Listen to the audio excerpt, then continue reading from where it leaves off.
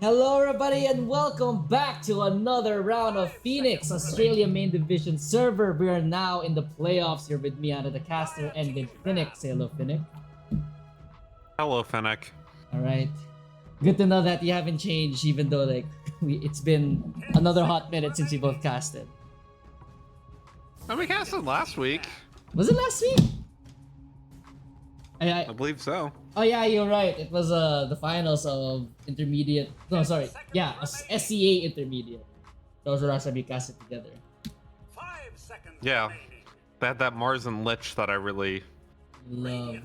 thought was a bait. You love Uh, Mars and Lich. Mars is my least favorite hero to see in any 5v5 Dota match ever. Like, is this like a either way, personal we are thing now or is it like a meta thing? I mean, I've gone on this rant before, Anno. Either ways, Little Pig spinning out Medusa, Troll Warlord, Ursa, and Pugna, as BBC have banned out Axe and Mars. Oh, Not going to see that this game. Wonderful news. Wonderful news for me. I mean, honestly, I would never leave Mars banned ever, because if the enemy team picks it, then that's just a free win for me. So, you know, banning out Dawnbreaker as well. Gonna first pick the Nature Prophet. Pretty much the only two. Well, I guess the Pugna technically counts as a meta ban too. You could also consider like Medusa and arguably Medusa and Ursa. I would say is also a meta ban. Troll Warlord is getting up there in terms of carry choices for the side of like pro play as well. Necrophos for the answer for Little Pigs. Very early Necrophos pick, to be honest. Typically when you see this being picked at higher MMRs, it's, you know, a 23, 24 pick, maybe an 18 pick. So, 10 seconds remaining. very early. He has some very distinct counters. Obviously, anyone who buys a Nullifier makes Necrophos pretty sad. Anyone that's going to scale on late game damage with a combination of magic damage, among other things, is also going to make him sad. Can't build BKB anymore. Big Sag to the Necrophos, so... Or BKB is nerfed on the hero, so... still an early Necrophos pick. We'll see how they decide to play around it. Obviously, still flexible to 3, depending on where the teams want to go, so... with that, BBC, they ban out the Juggernaut as well. So a lot of position 1 bans this game, currently sitting at 4 of those. Yeah, and Little Pigs picking up Necrophos on the first pick because their mid laner, if I'm not mistaken, BTM is their mid laner. They really like putting him in spots where here's your bullying mid hero, bully your mid lane, mid game we're gonna steamroll them. That's been most of the game plan for Little Pigs. As for BBC, they like getting active on their pos 1, so they usually run lineups Nature's Prophet with the Underlord, well, from what I've seen before. And nope on the Nature's Prophet. He was one of the few people in this tournament this season where he got a rampage, and then on the Prophet as well. So Little Pigs, they definitely have to watch out for this one. Definitely. Little Pigs have gone for the Vengeful Spirit. At this MMR, pretty much exclusively played as a support, which does make me sad because I do love seeing Vengeful Spirit position 3, but... Back-to-back picks. With that, they go for the Sand King and Shadow Demon, so not going to go with the Underlord that you were expecting, unless this is a Sand King mid. But still, early core pickups from BBC, typically what you're going to see around this MMR and lower. You're going to prioritize your powerful picks on your cores or your smaller hero pools early on in the draft, so they don't get banned out. Either way, Shadow Demon, I do quite like a Shadow Demon. I think it's nice to have versus a Necrophos. It gives you a dispel for all the things that Necrophos likes doing, and save for the Reaper's Scythe, so I do quite like this pickup. Yeah, I think Little Pigs were not expecting this Necrophos, or rather the Shadow Demon pick in this one. This is a really good pickup, and I think BTM, I won't say that he's gonna suffer, but towards the mid to late game, this Shadow Demon pickup really just puts a thorn in their plans in terms of Necrophos. Run down mid, run down a lane. They can't kill you unless they buy Nullifier, like what you mentioned. But Shadow Demon is basically a free Nullifier starting from level 6. Yep. Slaughter and Weaver being picked up as position 3, and considering this is 17 pick, I'm gonna say it's more likely a Weaver support because it would be weird to 24 pick a support, but 10 seconds that is remaining. what we're looking at the moment. 5 seconds remaining. BBC. If that Weaver is a pos Here- 4, that Nature's Prophet should not have a lane in my opinion. Yeah. It's tough. I mean, Slaughter makes the lane difficult. I think the Shadow Demon makes it a little bit easier for the Nature's Prophet than perhaps the lane looks like on paper or in isolation. Just because Shadow Demon is very difficult to deal with at times. Obviously, he has a lot of damage, but you have a lot of save for the Sakuchi. And just the damage that Slaughter is going to do in that lane. Awkward. We're going to go with this Clockwork. So holding off on their mid or 3, depending on who plays the Sand King. Taking this Clockwork. I will say the Clockwork pickup might be the lane into the Weaver that they're going to go with, and this might be a Shadow Demon 4. In which case, I don't mind Clockwork and a Weaver either, just because Sakuchi does not like being hit by the cogs. But either way, we'll see what this Weaver pickup does in the lane and see if they can be a thorn in the Nature's Prophet's side. Bans coming out, DK from BBC, so banning out a couple of mid laners, little pigs, or not mid laners, banning out a couple of position 1s, excuse me. Little pigs, they've got 2 ban out of mid laners here. This is more like flex for the side of BBC. DK, our team in intermediate, we ran the DK as position 1, but in my pubs, I'm starting to notice that they're starting to run DK pos 2 where they rush Blink Dagger, Mage Slayer, or Orchid, second, third item. Depends on what the game state is. Man, I just love it how Oblivion staff items keep getting nerfed into the ground and the item is still very strong, 5 just Like a in clockwork. general. I mean, Bloodthorn I think is probably preferable to MKB in most games nowadays, right? Even though the item's been nerfed, it's just such a good item. So obviously Nature's Prophet, very natural Bloodthorn builder. So you've got that on your team if you want to go that way. OD also being banned out, so they just think that this 5 seconds Necrophos might remaining. not necessarily be going mid for little pigs. And that, well, banning out, or excuse me, that's the other way around. Little pigs are banning out mids. PVC are banning out 1s. There we go.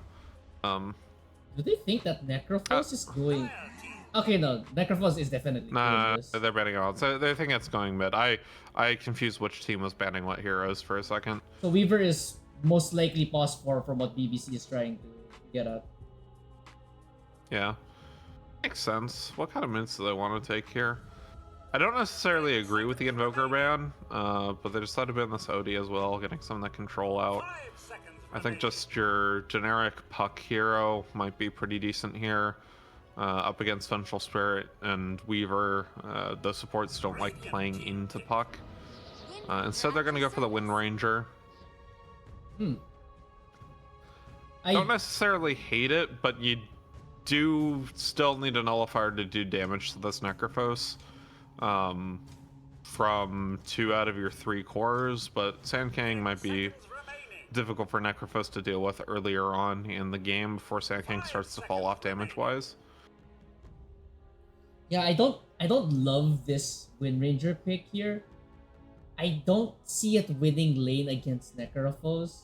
If anything, even though you do have your Shadow Demon towards the mid game, it's kind of difficult if that Necrophos already has the upper hand against, especially a Wind Ranger, right? Because Necrophos can simply do Radiance Blade Mail, I would say, just so that he can just straight up counter the Wind Ranger later on. Yeah, it does. It does seem a bit difficult. Obviously, this is looking like a pretty decent Radiance game for the Necrophos. That plus the fact that he's mid. For position 1s, I go for Terror Blade, so lots of late game scaling. No real counters to Terror Blade on BBC's team, so I do quite like this pickup from Little Pigs. Overall, I think I'm favoring this draft. quite a bit here.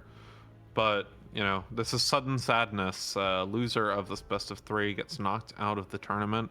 So adjustments might be made going into game 2 depending on how these drafts play out. I do think that Nature's Prophet in the hands of Nope can be a pain for Little Pigs to deal with in theory, but if this Terrorblade gets off the ground up into this Sand King lane, it can be quite difficult for BBC to come back into this game, just due to the nature of, you know, Necrophos and Slardar control on this map, and Vengeful Spirit can be pretty nasty as a support as well. As much as I always prefer to see it as a core on the current patch, I casted a game last night with a very strong Vengeful Spirit support that team was actually holding in Flex, so I prefer Little Pigs' draft here quite a bit. I would like to lean a little bit towards BBC. That mid pick I'm not a huge fan of, but the way I've seen BBC play, especially with this Nature's Prophet, it would be damning to see Nope fail on this hero. I feel like Nope is going to be the X factor in this game with the Nature's Prophet on his team. As for the side of Lil Pigs, I would lean towards this Necrophos as the X factor on his team. But before we move forward in this game, let's introduce these two teams before we move forward. Lil Pigs on the Radiant side, Slanderers on the Vengeful Spirit, J-Bud on the Support Weaver, Moonsilver Terrorblade, BTM Necrophos, Jonesy, he corrected me just a while ago. It's not Jonassy, it's Jonesy on the Slardar. On the other side, that's BBC, Ninja Monkey, Clockwork, Camby on the Wind Ranger, Chops on the Sand King, Cat, Shadow Demon, Nope on the Prophet. So, Finnick, who do you think is going to be the lane to watch in this game? This is gonna be the lane to watch. I feel like this Weaver lane is probably going to be the more explosive one early. Just due to the fact that you've got this Clockwork, Weaver, like both of these ports want to do a lot in the lane, do a lot of damage. And a lot of this game hinges, as you mentioned, on Nope on this Nature's Prophet, so I'm going to go with top lane to be the lane to watch here. Yeah, and I just want to see how much pressure Ninja Monkey on this Clockwork can apply, because Ninja Monkey is most likely going to be the Clockwork boss 5 against this Slardar Weaver. It's really difficult because literally I can't over exaggerate this enough. One misstep and this Clockwork is either going to eat a ton of damage, at worst die. Yeah. Conversely though, one misstep from the Radiant side here, and it's the same exact thing, right?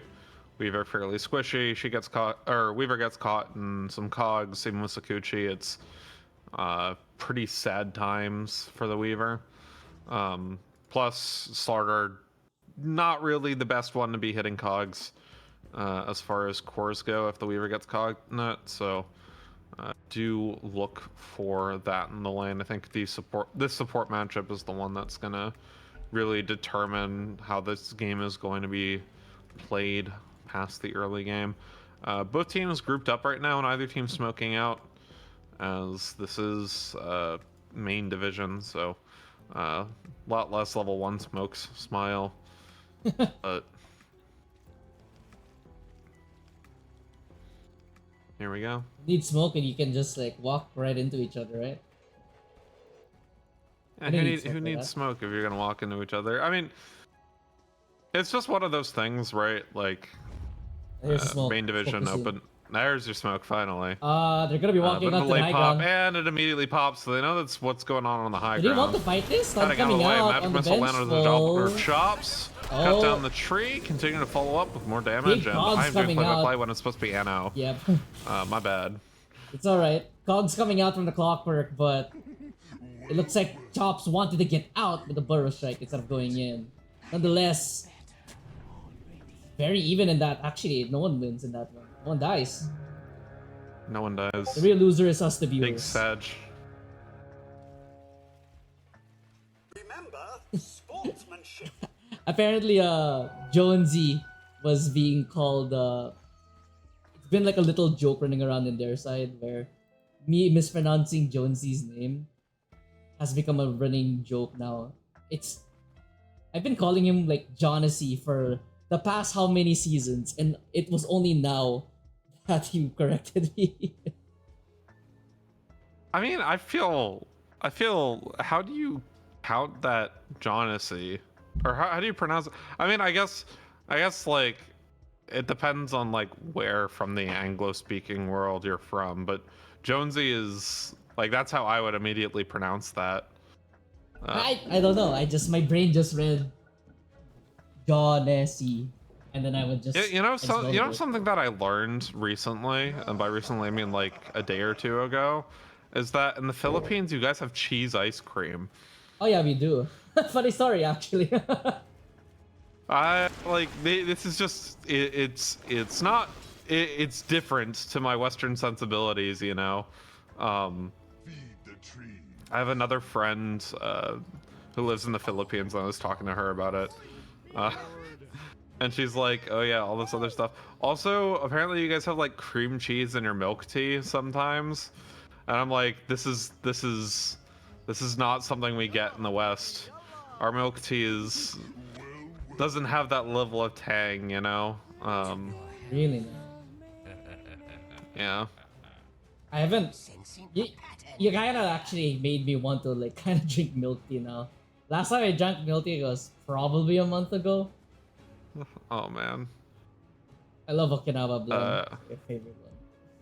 and then what was the other one? Oh yeah, she was telling me about this dessert you guys have called mango graham, which does look quite good, and I kind of want to make it. Uh, I'm not too much of a sweets person nor a foodie, so I don't really have like this idea, or rather, I don't know how they taste like fully, because I don't really like even like. Have you heard of like halo halo? no, I have not. Okay, I'm surprised your Filipino friend didn't tell you about halo halo. I think halo halo is probably, in my opinion, from my knowledge, it's one of the more well-known Filipino desserts, and I get slammed because I get called, uh, I get called, what do you call this? I don't know. They say they really get on me when I say I haven't really tasted halo halo like growing up. Like people get mad at me. Gotcha. I don't know what's No, what's I the mean, West equivalent like this halo halo or whatever. I'll need to look at what that at.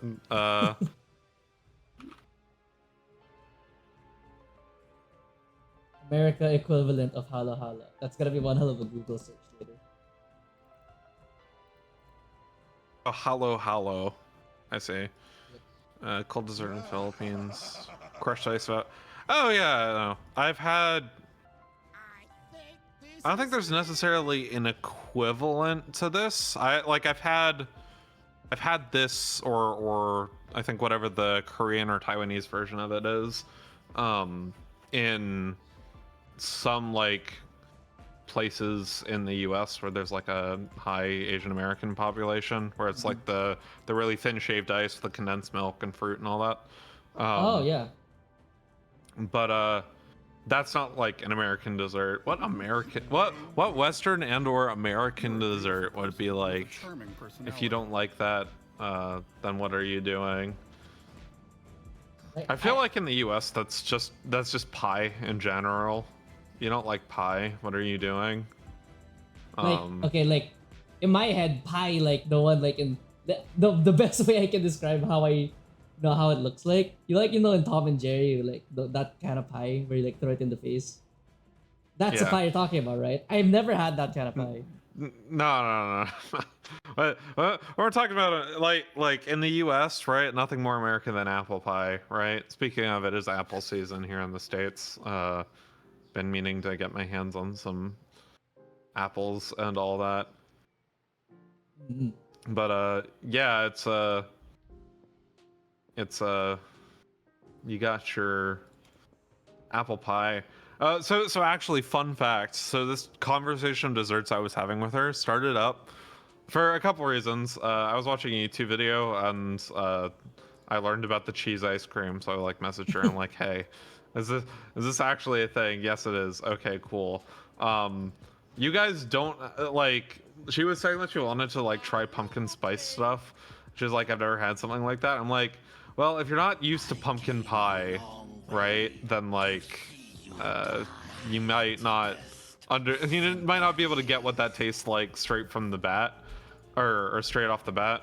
Because like pumpkin pie is definitely a Western thing for sure. I think that's going to be like the equivalent of like pumpkin spice, whatever the American equivalent, like halo halo, I would say. Dire's top tower is under I don't know if that's necessarily the case. Pumpkin spice, whatever is, very much coded a certain way, and or the whether or not you like it is very much coded a certain way in the States. You know, stereotypes and all that. It's not like generically everybody likes this. But as someone who is a fan of pumpkin pie personally, you know, it's pretty good. I feel like generally, like, I like spiced drinks quite a bit. Like, I'm a big fan of like Indian chai, for instance, or like the American version of Thai tea if I'm getting milk tea, which is different than what the actual Thai version of it is, but in the US it's spiced. So Bottom, there was a bit of an engagement there. Chops forced the Burrow Strike away, and Metamorphosis pop for this one. Good disruption from Cat. Pushes the Terrorblade back, so he can't really do anything more than a couple of right clicks. Yep. The Still, monkey. Dr. Chops and Cat haven't been having the greatest of times in this lane. CS advantage already favoring the Terrorblade at the moment. Cat can obviously make this lane difficult using Disruption. If you've got Disruption on a metamorphosized Terrorblade, it can be difficult to deal with, but Slanderous P has been very good with these magic missiles, and Moonsilver has been, you know, just doing your Terrorblade things, getting your reflection out off cooldown, Cat make some extra damage on a gets Cat, it by the magic missile there. stun. He should be fine. He still has disruption, but the Vengeful Spirit really punching into this Shadow Demon. Chops. No mana left in the tank for him. And this bottom lane is not going the way they want it to on the side of BBC. Well, top 3 CS are all Radiant side right now, so they're looking pretty happy with this. Obviously, we were expecting BTM to have a good lane into this Wind Ranger, because Wind Ranger doesn't do a whole lot to Necrophos in lane, as you were saying. He gets kill shot as well. Top side, we're seeing Jonesy and J-Bud doing a pretty good job here. Ninja Monkey getting some good cogs, but Nope is not having the best of time actually CSing in this lane. Still only about 3 CS down, so it's not the end of the world, but definitely the Weaver being a bit of a thorn in the side of Ninja Monkey in the support matchup. On the side, it's not bad for now. Keyword. For now. For now. Just really concerned about this Wind Ranger right now because he isn't getting the value that Wind Rangers are supposed to get. I mean, looking at her item build right now, it's Treads into Diffusal Blade, which I don't... It's a default build, but it's just rough to play Wind Ranger in this game specifically, just because if you really want to mess up this Wind Ranger, the Weaver just goes Blade Mail straight up. Yeah, I mean, the Necrophos can also go Blade Mail here as well. Not necessarily required against the Wind Ranger matchup, unless you're kind of behind and looking to get back into that. Radiance, I think, is just going to be fine here for BTM, but that is an option as well. But yeah. There's this new tech, Everybody by on the the way, Weaver, on the... Oh. A new tech on where? On Shadow Demon, or that I've been seeing. Usually at the start of the lane, Shadow Demons like to disrupt themselves, and then as you essentially have 3 units. Wait, hold on. Topside, J-Bud stuck inside the cogs. He doesn't have much mana to work with. Another pushback. He should die. First blood 5 minutes in. Despite the bad start by Nope, or rather shaky start, he gets a first blood. Yeah, still definitely a shakier start, but this is kind of what we were expecting, right? The first person to blink ends up having issues. Weaver just a little bit too separated Oh, out from mid lane! Jonesy, who was all the way under tower. Ooh, he doesn't get the execution off. That was so close. Imagery barely topside. Nope. Gets hit by the crush inside the cogs. Tries to TP out, but Jonesy just hits him with a bash. Now Ninja Monkey, he's not safe. Does have a bug on top of him. So Littering Crush misses again, but so much armor loss already from the bug. J-Bud double kill topside. Yeah, I mean, this is kind of what we were expecting, right? First one to blink ends up getting punished. And originally that started as J-Bud being separated too far from Jonesy, and being caught in cogs, doesn't have any mana, because cogs remove all of that, right? This time around, again, just Bottom. not positioning appropriately. Sandstorm. We take a look bot. Disruption on top of the Terra Blade, but that is a metamorphosized disruption illusion. Moonsilver has to be careful because he hurts. He might die if he's not careful. Pops a stick. This is a 4th Shadow Poison stack, so Moonsilver lucky to be alive for now. Oh, Cat's still trying. Oh, too late. Shadow Poison already wears off. Oh, still not over. Dr. Chops has to be careful. Sentry Ward placed inside the lane, able to burst like away. But going back to what I was trying to say about Shadow Demon, with the Facet Menace, right? Every time he attacks, he applies a damage, amplify damage debuff.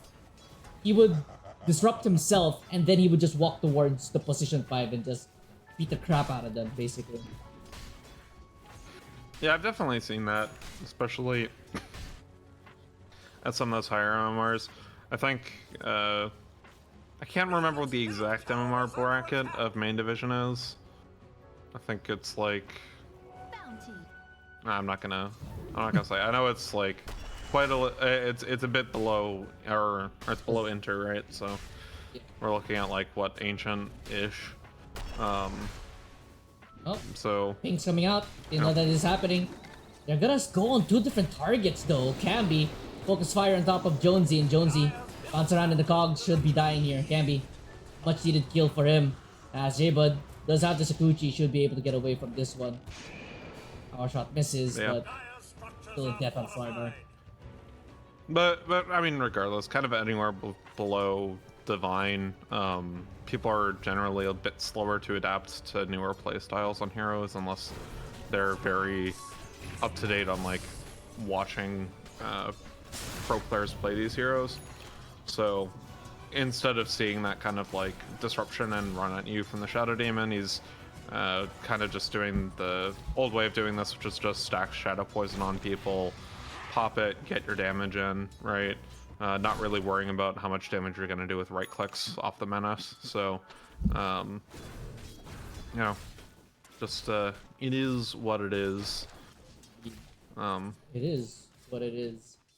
Necrophos is just free farming 52 CS for this BTM Necrophos. He leads the server. He has 10 more CS over the Nature's Prophet. He has, what is that? What's my math? 8 more CS than his own Yeah, team. but coming bot though on Dr. Chops.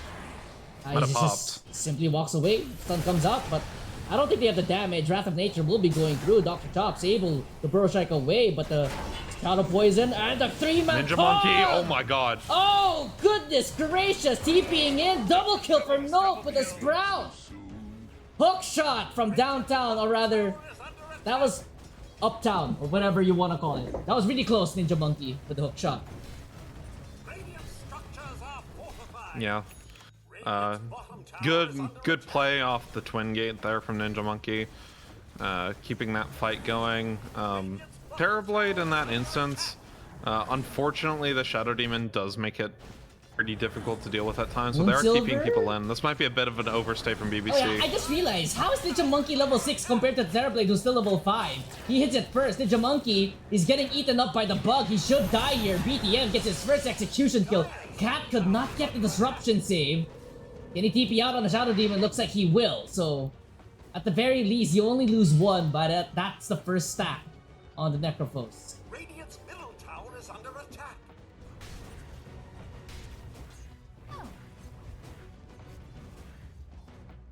Yeah, it's I think it is worth noting that even though the Necro had the top CS, Nope currently sitting at top of the net worth charts. Oh no! Oh, that was a botch go!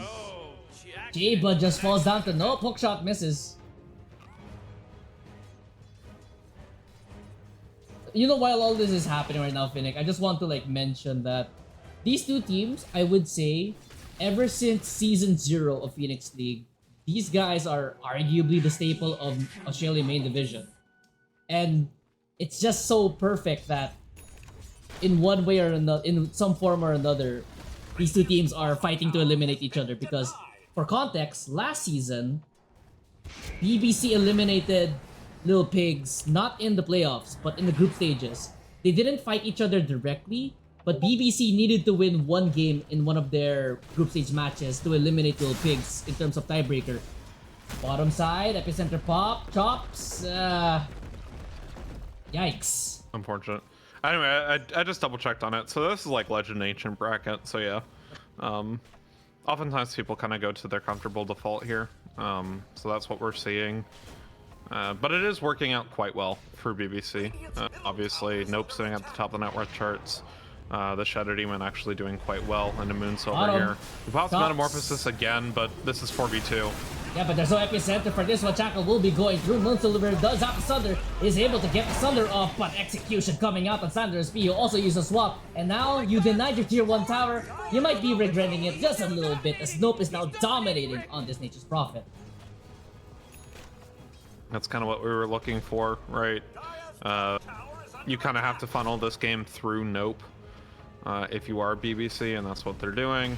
Funneling more damage into him. He's almost got the completed Mjolnir. Stun on Jonesy. Jonesy is able to walk away. No lockdown available for the Slider, who just simply uses the sprint. Runs away from that one. Mid lane, Necrophos will be able to take down the tier 1 tower. Almost very close to the Radiance. It's about 200 more gold. Actually, no, that was a lie. He is 1,500 more gold. Probably minute 15. Bring forward. Oh, they try to get the kill out of Dr. Chops with the disruption save. We'll keep him alive for now, but the corrosive haze and the dust. Jonesy just gets a freebie onto Chops. They want to try to keep going. Hookshot block. Hookshot. Absolutely rejected by his own teammate. I mean, that happens. That's a really funny one. I was casting a mid-ish Immortal game last night, US time, and you know, this team of players that literally started playing together at the start of the season, they picked this Clockwork, and he got blocked on his hookshot probably like 6 times in the same match. So happens at all ranks. It's just a matter of communication, right? And Ninja Monkey unfortunately gets blocked by Cat there. Outside, Sanderus trying to get the ward behind the tower, able to get the swap off, but here comes the Shackle and the Focus Fire. Sanderus should be falling down to Candy. The question is, can they find anything more from this one? Doesn't look like they can. Rock of Fear coming out, J-Bud and a whole lot of trouble does coming through with the Strap, does have the time lapse, trying to get away down to the low ground, but Hookshot will be flying through, and the Shackle as well. This Reaver is not gonna go anywhere. Nope is now on a mega kill, and Jonesy is founded in the trees by Dr. Chops. They don't have the lockdown once again though, and Jonesy with the phase boots and the Guardian sprint just runs away. BTM has Reaper Scythe up, and Ninja Monkey's actually pretty low, as is Cat. If they can get the Reaper Scythe on a Cat here, follow-up damage with the blink from, or following up a blink from Josie, they might be able to turn something around, especially with the Vengeful Spirit backup with swap available. Forward. There we they go. Get on Cat, they get the stun off, disruption, but they're gonna push away the Necrophos. Epicenter goes through as well, the swap onto Ninja Monkey instead. Looks like they'll be satisfied in getting that tackle shot going through onto Jonesy, but Dr. Chops might have bitten off a little bit more than he can chew. He's gonna fall down. Corrosive Haze and the TP out from the Shadow Demon, and the Wind Ranger as well. They just straight up lose that fight. BBC a little bit too cocky in that engagement. Yeah, they had the disruption pretty much used immediately by the Shadow Demon, which frees them up to Reaper Scythe and the Clockwork. And then can't really make anything happen because he's dead. So, really smart plays coming out from Little Piggies to get those handful of kills and another Reaper Scythe kill on the Necrophos. 3 out of the top 4 net worth right now are Little Piggies, as this, unfortunately the Sand King not particularly rich at the moment. as is the Wind Ranger. BTM with the second Reaper Scythe kill, the completed Radiance at 15 minutes, as you were saying, going into the BO2s. So I think you're pretty happy with this. I think both teams are happy with certain parts of this early game, as we are kind of transitioning out of lane phase here. It really kind of depends on who's going to make better rotations. Smoke movement here on the side of BBC. They spot the Slardar down bottom. Doesn't have the mana. Does have a Blink Dagger, but Slardar, I think he should be dead here. Can be slowly walking up. Smoke breaks. Can be hesitating a little bit. Tackle, or rather power shot. Flips onto Jonesy. Jonesy gets a blink away, but the ward placed down earlier, or just now, flips onto him with the Wrath of Nature. Nope. Or rather, Ninja Monkey picks up that kill. Nope, getting involved once again. Yeah, good demonic purge by Cat there. Kind of immediately off the blink. It's good positioning as well, just cutting off the blink path from the Slardar, so it works out quite well for them. And obviously, Nope TP's in, has a completed Mjolnir, so he's pretty happy with how things are turning out right now. Going into a Dragonlance, so just more raw stats than the attack range. I would like to see a Bloodthorn come out after this Dragonlance and maybe the Hurricane Pike, just because it helps you a lot versus the Necrophos and really kind of this Weaver as well. Upside, Necrophos, he just runs into Camby. Ghost Shroud gonna get popped, but the Disruption and the Diffusal Blade, he does have the Reaper Sight at ready, uses it as a latch-disc effort, but Ninja Monkey picks up the kill onto BTM. And just out of position. Just out of position on the Necrophos there. Maybe if he Reaper Sights Cat, he might be able to at least get that kill, but in a bit of a panic mode, Reaper Sights a higher health target and the Wind Ranger and ends up just losing his life there for a whole lot of nothing. Sad King continuing to struggle, I would say, but 500 gold away from the Blink Dagger, so that's something to look out for on the side of BBC. They're doing this well, relatively well, despite the Sand King, you know, not really being involved in most of these things. He's been involved in some, but not all. He can't initiate properly just yet. And BBC, they're just... Ninja Monkey has been really initiating these fights well, and I think they might be looking towards this. Necrophos once again. Camby picks up an amplified damage. Hookshot goes through. They do have Demonic Purge as well. They're gonna pop it on top of him. The damage from the Wrath of Nature. Nice BTM survives. BTM is still alive. The Sprout goes through. Campy's dominating while Nope is unstoppable. Slanderous. He tried to save his Necro. Unable to do so. Only stalls the inevitable.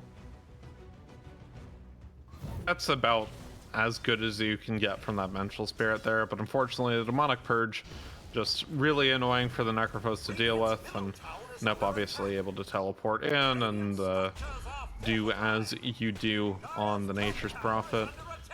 Going into this Hurricane Pike, to be expected following the Dragonlance, so nothing too out of the ordinary. Again, I would like to see a Bloodthorn, but you can really kind of have your pick of litter as far as items are concerned here. Bottom, Nope, he just goes in. Jonesy gets shackle shot into a tree once again with the Diffusal Blade. Camby is now on a mega kill streak. Yeah, still poorer than all the cores on Little Piggies, by the way, even with that mega kill streak going. But it kind of doesn't matter because Nope is 3,000 gold ahead of this Necrophos, pretty much carrying the entire goal lead of his team on his back right now.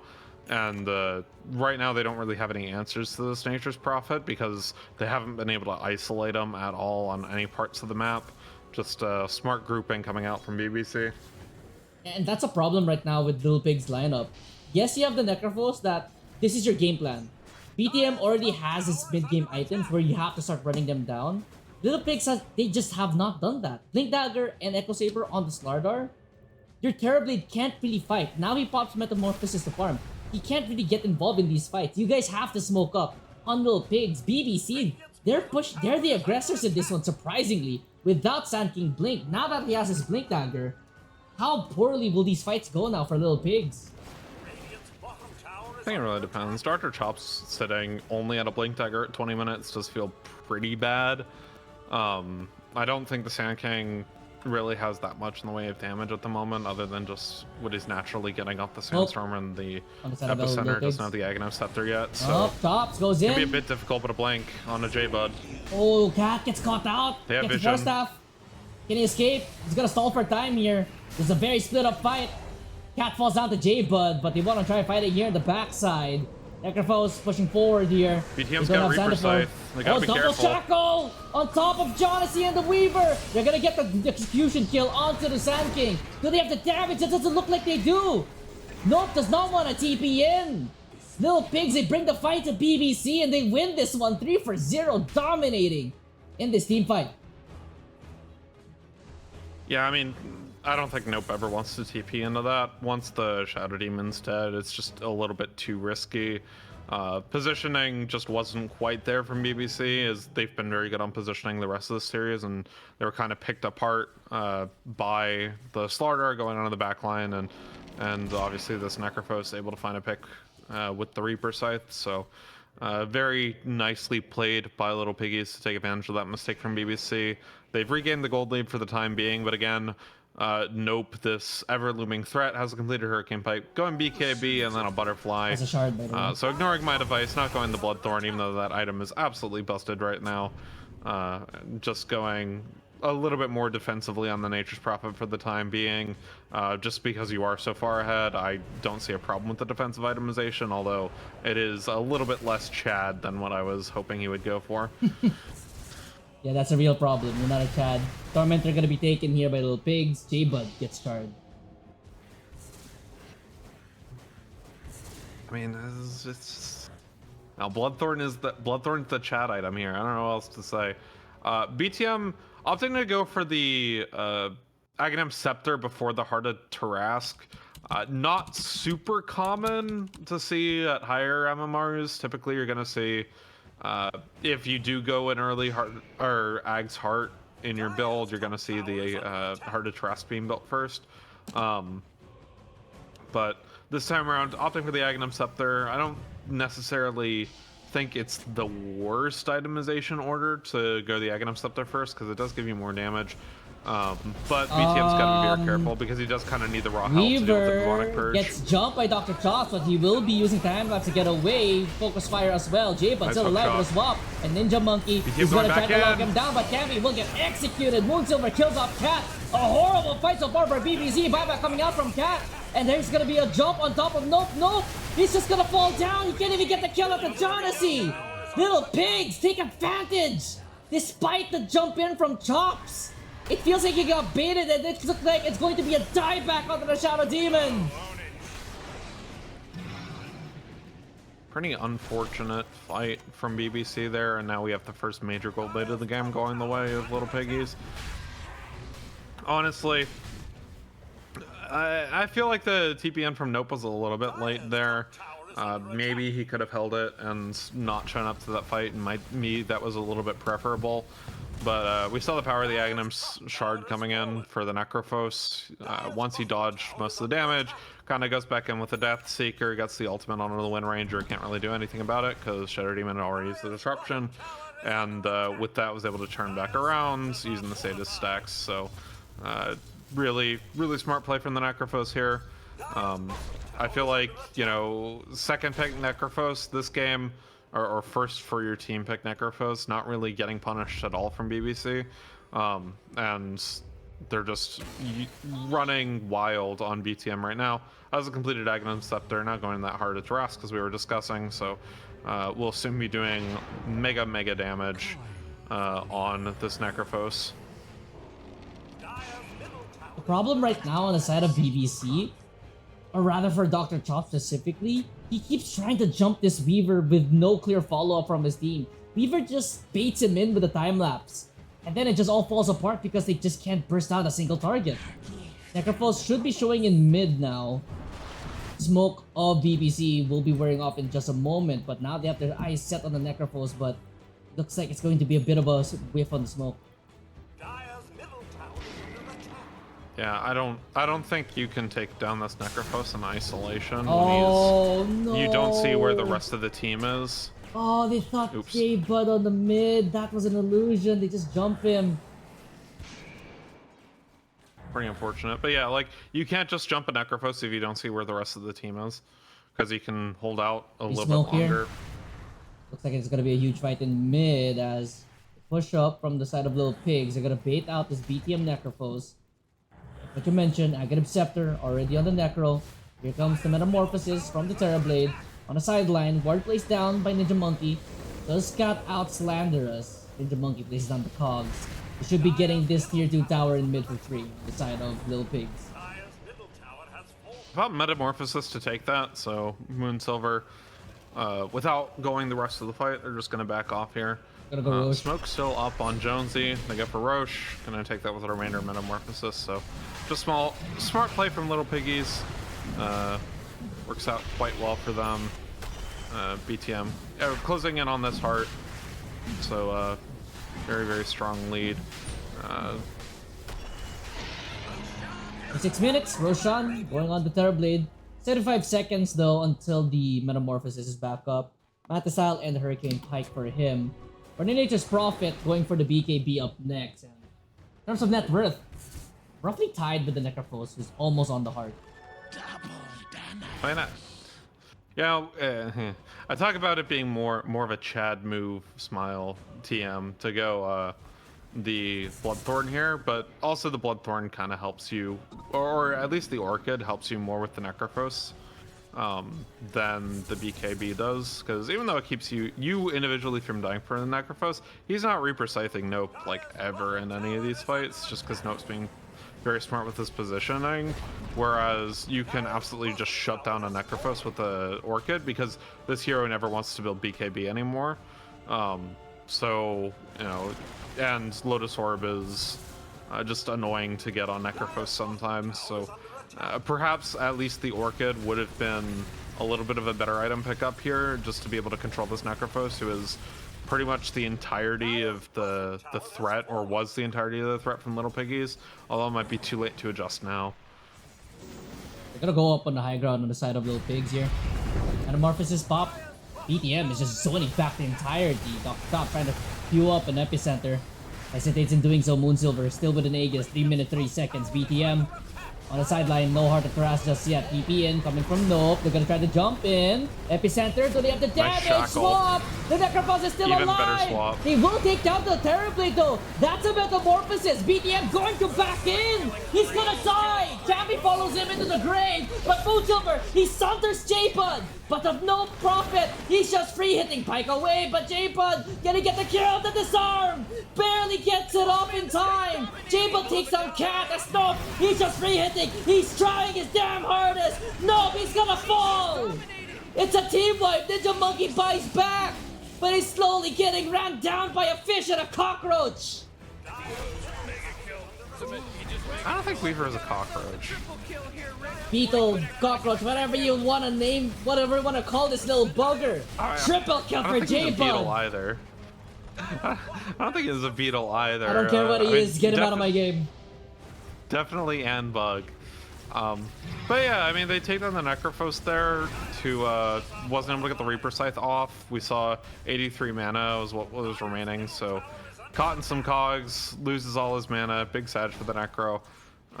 Kind of trying to go back in and Reaper Scythe to regen back up, and it didn't happen, but I mean, even taking down the Necro, right? Now this Terrorblade's too much of an issue. The Slaughter is too much of an issue. Very smart play from Slanderous P on the Vengeful Spirit. He's 500 gold away from the Aghanim Scepter here as well, so now you're going to have to kill Venge twice in a lot of these fights after he gets the Solar Crest off and the swaps. So, BBC, they've kind of really run out of steam here on the rest of their team, and Nope continuing to go for this Butterfly. I'm not sure how much that's actually going to help you this game, just because there is a lot of spell damage that is available from Little Piggies. Scan. It's not the Moonsilver. This rune on the Vengeful Spirit. They pop the dust. Looks like he will be able to get the jump on top of the Vengeful Spirit. So at the very least, he should be able to get some kind of consolation prize, as Terrorblade will be able to walk away from that one. The monkey gets a kill on the Slanderous. Always nice to see the emergency swaps from the Vengeful Spirit. Just make yourself a little bit more difficult to kill, get the shield off. So you know, doing as you're supposed to do in the Vengeful Spirit, just you know, take as much time to die as possible. BTM, meanwhile, he completed that heart. He's got 1200 gold remaining. Personally, I'm a big fan of the Kaya Sanj here. Even if it's this late, just the spell amp and the regen Forward. amp Dr. synergize well Chops. with your Ags He's and gonna heart. get jumped. There's a demonic purge on top of Jonesy. Chops. He's just gonna get jumped. Cat can't reach him. The disrupt. I haven't Yeah. seen Cat get off a disruption save from the execution yet, and oh no, he's gonna go either lanes now. Yeah, he had the disruption up and available. It just was not in range.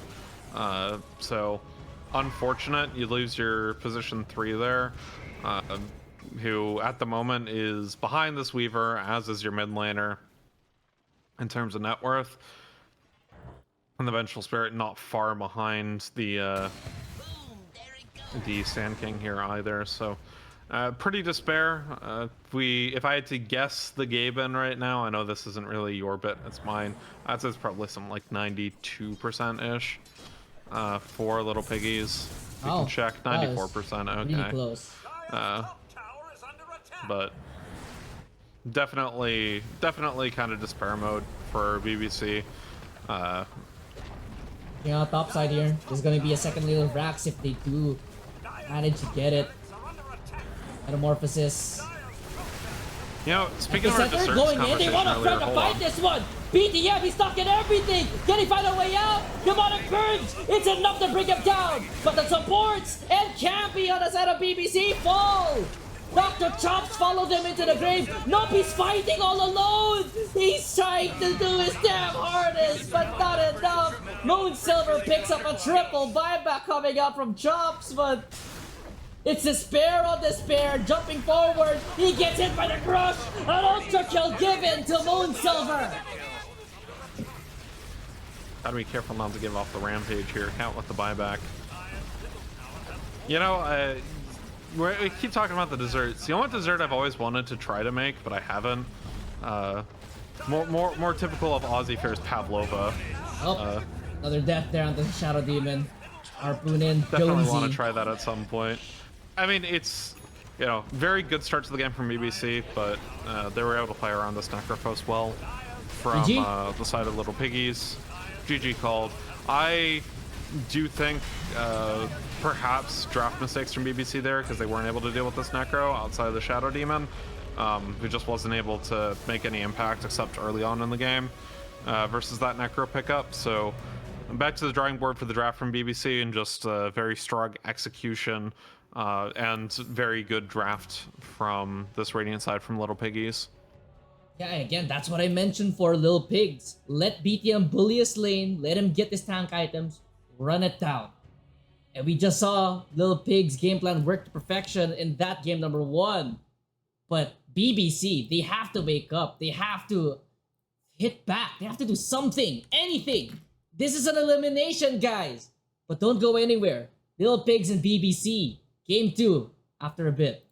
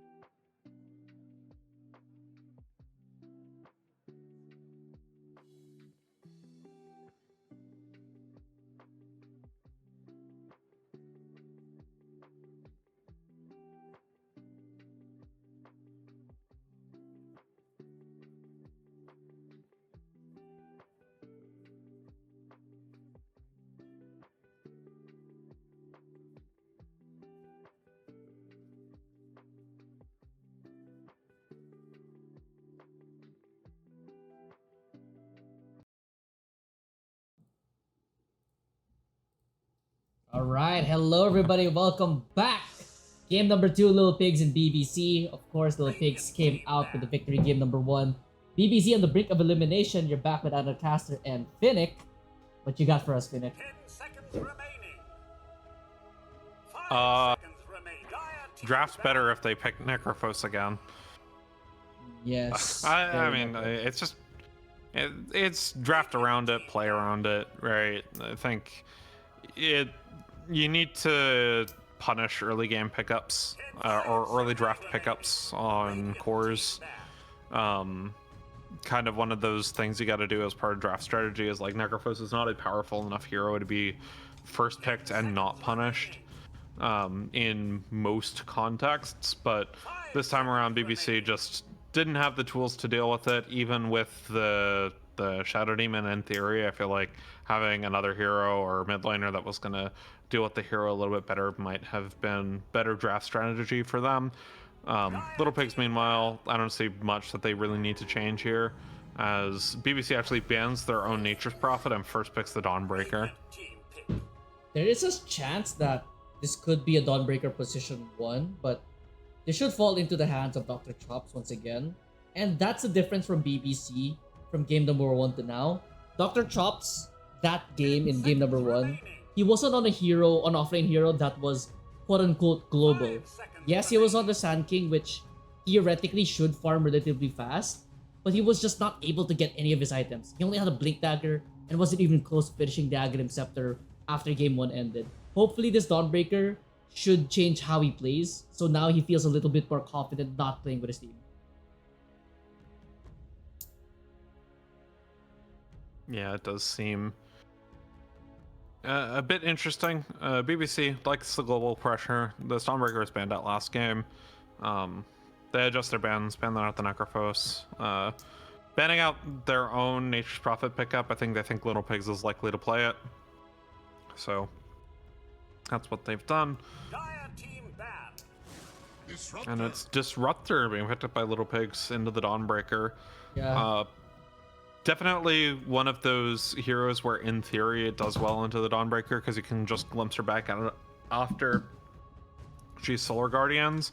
But not a pick you typically see being used as a counter to the Dawnbreaker at higher MMRs, either because it's banned out or just because teams seem to prefer other things into it. This time around, though, they've got the Disruptor. We'll see how it goes into the Dawn. Little Pigs now have 24th pick, so can play a little bit more reactively in their draft. And yeah. 10 seconds remaining. Yeah. So, again, shut up counter, and also not just you can glimpse back the Dawnbreaker. If the Dawnbreaker wants to try to save a carry or something, the Disruptor can just straight up plant the Static Storm, and even if when he gets the Ags as well, that's gonna be deadly for the Dawnbreaker because you're essentially getting 2 for 1 if the Dawnbreaker wants to try to make a save. Yeah. 10 seconds remaining. We'll see. Axe Jug being banned up by BBC. They banned these last games. Don't necessarily disagree with them. Don't necessarily agree with them either. I do think with this early Dawnbreaker pickup, Little Pigs has more things that they can use to answer it other than just the Disruptor. Kind of the mistake that BBC made last draft is say, we have one counter to this hero, and that's good enough for us. Dawnbreaker is actually a very, very strong hero in the patch right now and is getting first picked at a pro level. So Little Pigs needs to be very measured in how they're going to respond to this. They go for this Tusk. Not going into the Dawnbreaker lane, obviously. This is going to be a position 4 for them, but we'll see how else they continue to deal with this Dawnbreaker later in the draft. For the side of BBC, I would expect them to pick. That's a flex pick, by the way. I would like to see more. What do you call this word? More siege heroes. So I would expect Nope to probably pick up the Gyrocopter in this game. DK is going to be a flex pick, but I expect this to be on Camby because DK is spacing right now in the mid lane when he gets his Blink Dagger into an Orchid. This Disruptor Tusk will not be having that much fun with this DK constantly on top of them with the Poison Dragon. So I think right now for BBC, they're probably gonna hold off and wait for to confirm if the gyro pick is really the pick, which will be picked up next for BBC. Finnick favorite. Lich. I mean, I don't dislike Lich. I dislike Mars. I dislike it when teams pick Mars and Lich and then don't execute on their combo. Smile. But in this particular instance, it's like it's fine. I don't 5 seconds love remaining. Lich in the current meta right now. I don't think he's the strongest hero. As far as supports are concerned, but at this MMR that doesn't really matter.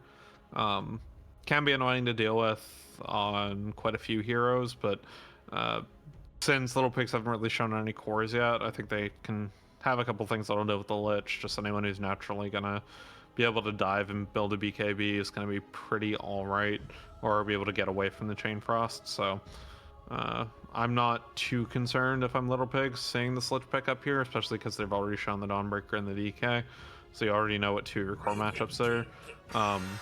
Timber. Timbersaw, very good pick here. I'd say a Lifestealer is also apt. Go Tide. So that's a mid Instead going for Timber. the Tide Hunter. Yeah. So here's the dilemma now for BBC. You know that this Timbersaw is going to go mid lane against a DK, where usually DK is pretty much the immovable object in mid. You can't necessarily harass him out unless you play arguably Leshrac, Invoker. Now it's Timbersaw.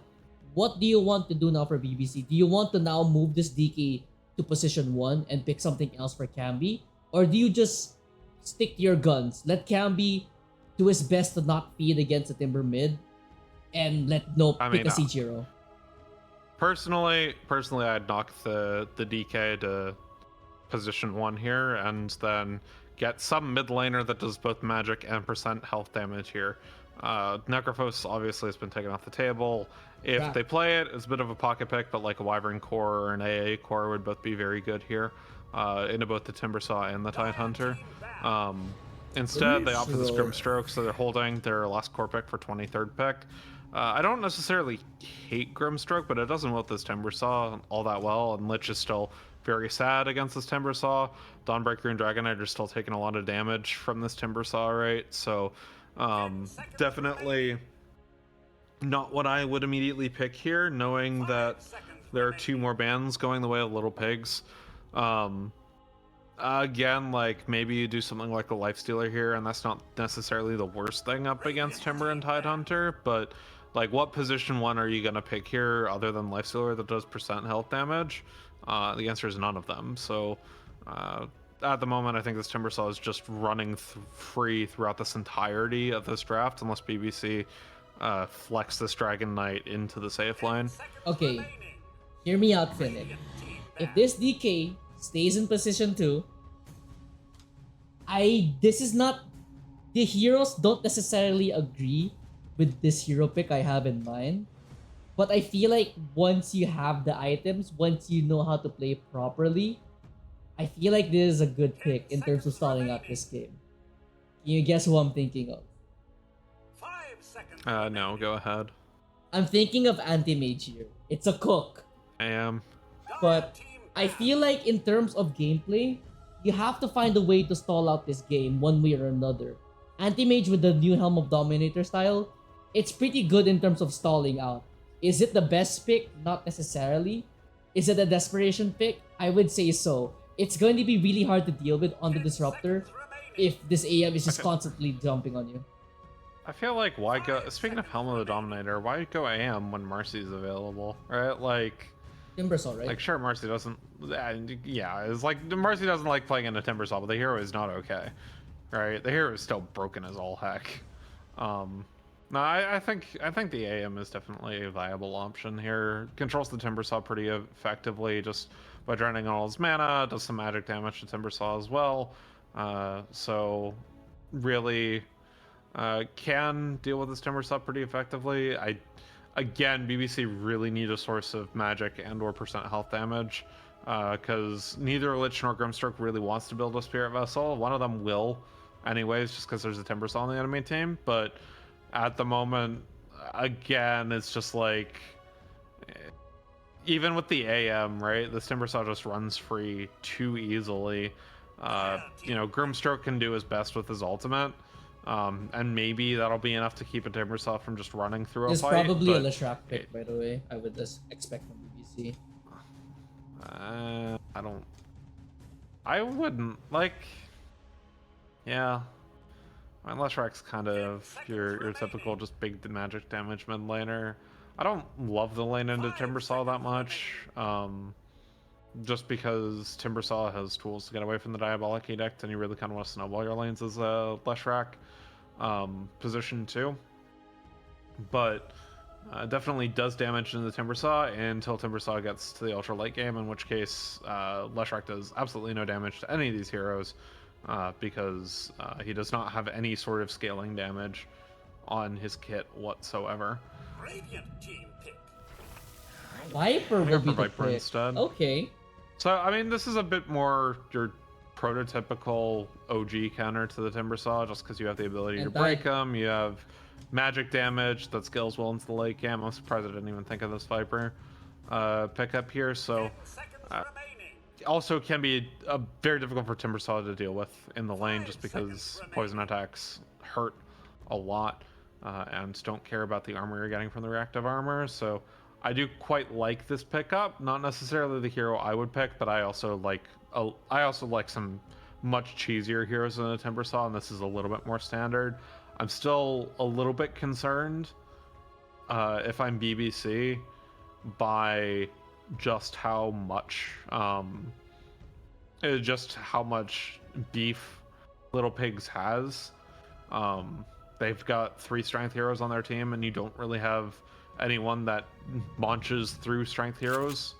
Sniper being picked up by Little Pigs here. Okay. This is a very free sniper game. Oh, actually. wait, so it's Moonsilver carry Tide? Okay, so... So basically what they saw was, we're not going to take this Timbersaw into this Viper lane, we're going to instead take in position 3, which then forces the Tidehunter either carry or 2. Moonsilver seems to be happy taking that as a carry, and BTM goes the sniper. Again, it's a very free sniper lane into the Viper. Kind of a free sniper game, because you're really only concerned about a Blink Dagger from Dragon Knight into a Solar Guardian, but once you have Hurricane Pike, that's not really... once you have Hurricane Pike and like a BKB, it's not really that much of an issue, so... I do, once again, favor this draft from Little Pigs quite a bit. BBC... we'll see what they do. Corrosive Dragon on the DK, not necessarily what I would go this game. I feel like Frost Dragon definitely is better into a Timbersaw and a Tidehunter, but decided to go for this Corrosive Dragon instead. We'll see how BBC plays it out this game. I'd be very, very upset if Nope does not go in early Orchid, though. If you don't have an early Orchid, then you deserve to get run over by this Timbersaw. Yeah, in this draft in general, Finit, it's such a chess match. You saw the early DK pick, the answer with the Timbersaw, the threat of the Timbersaw mid. They pick who was the last pick for the side of BBC? They pick Viper to answer this one. And I believe the side of Little Pigs, they just switch it up. They say, okay, we don't want Viper against Timbersaw, so we're just gonna pick our mid hero now. Force the Timbersaw to go into the position 3. The Tidehunter is a little bit suspect, I would say. But this should be able to work out, like what you mentioned. 3 strength cores on the side of Little Pigs. Where is your damage gonna come from the side of BBC? But these questions will be answered in just a bit. Let's introduce these players potentially, maybe for the final time for the side of BBC. On the side of Radiant, that's Little Pigs, Jonassy on the Timbersaw, BTM on the Sniper, Slanderous on the Disruptor, Moonsilver on the Tidehunter, J-Bud on the Tusk. On the side of Dire, that is BBC. Nope on the DK, Ninja Monkey, Lich, Chops on the Dawnbreaker, Cat, Grimstroke, and Camby on the Viper mid. It's been quite some time since we've seen a Viper mid, I think, in general. But, hey, Viper in the Big 25. Let's make this one count.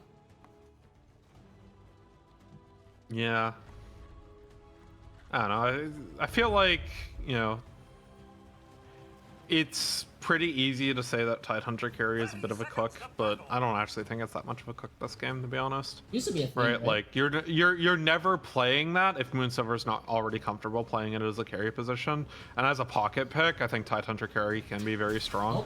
Oh, I will say they haven't done a whole lot to deal with Dr. Chops though. And hey, David's in trouble. bud. He's gonna get jumped on, but the shrapnel prevents them from pushing forward.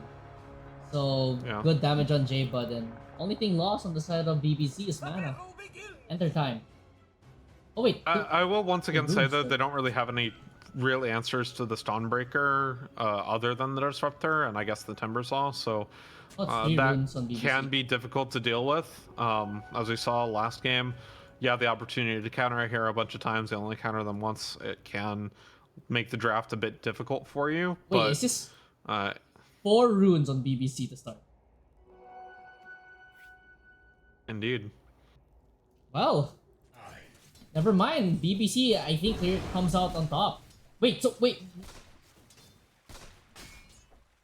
Are you seeing what I'm seeing?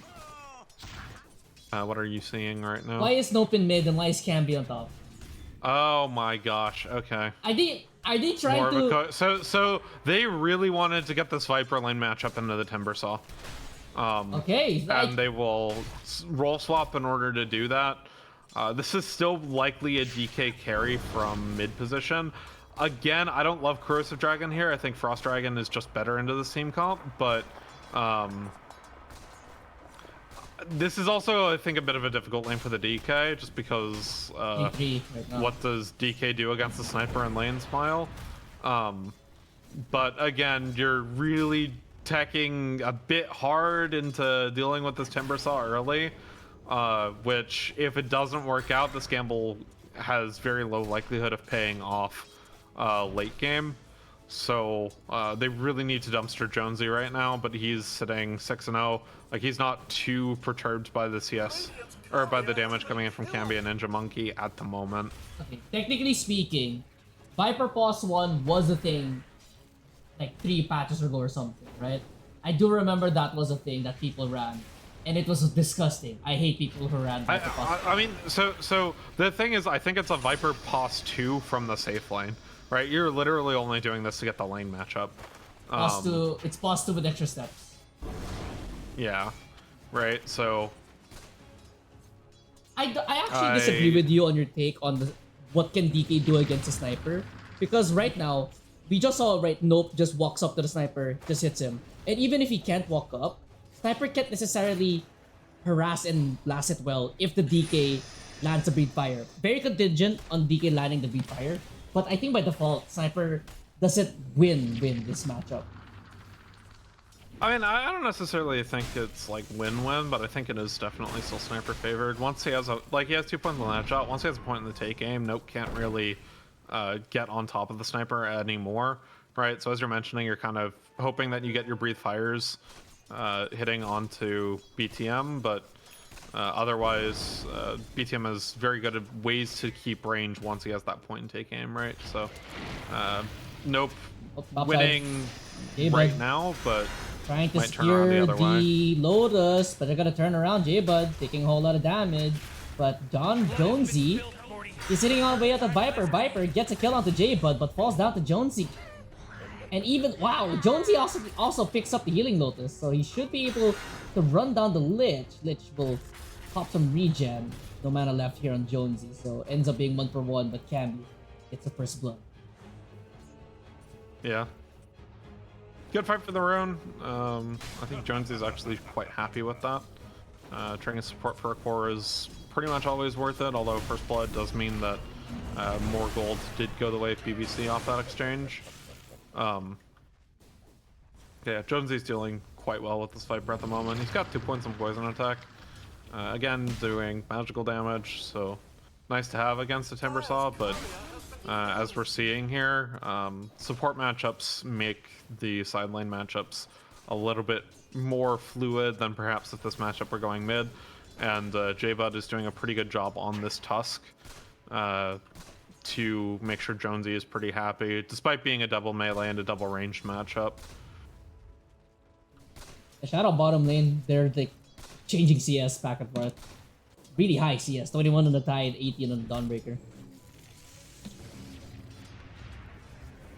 Yeah. A lot of the cores are CSing very well, I would say, in this game. Quite well. Now, grant you, this is like, what, Legend Ancient bracket, so You might see it, you might not. I think it is quite important if you have a Tidehunter carry that you make stacks for him. Not available Just at the because he moment. takes stacks so effectively.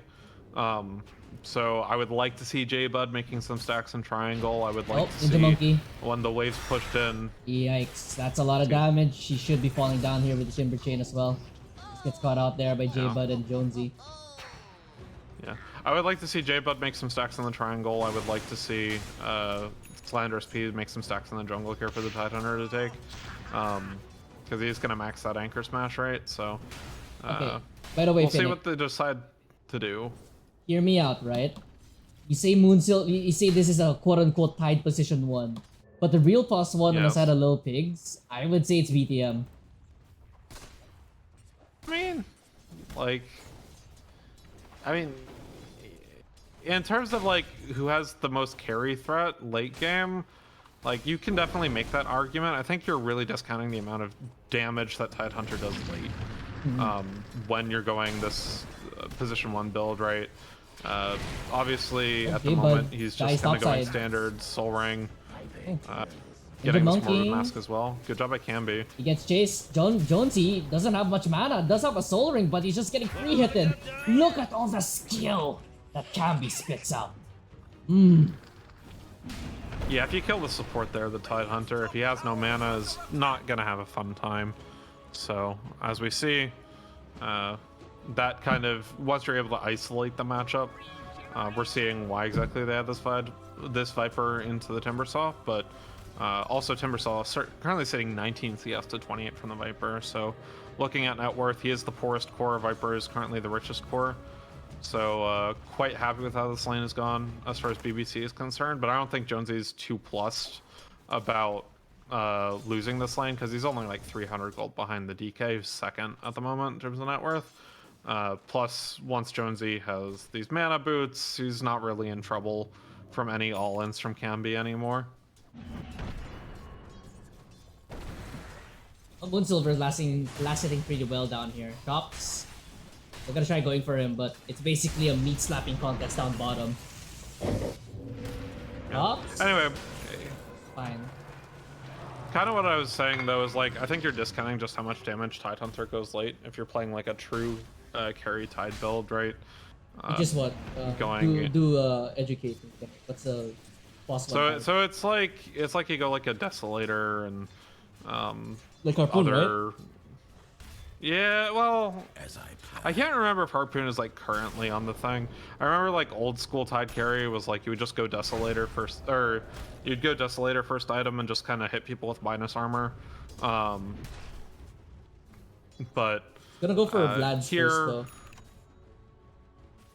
On the Tide. yeah, Or he's switching it up. Well, let's see. he's going Soul Ring first item and then setting Morbid Mask.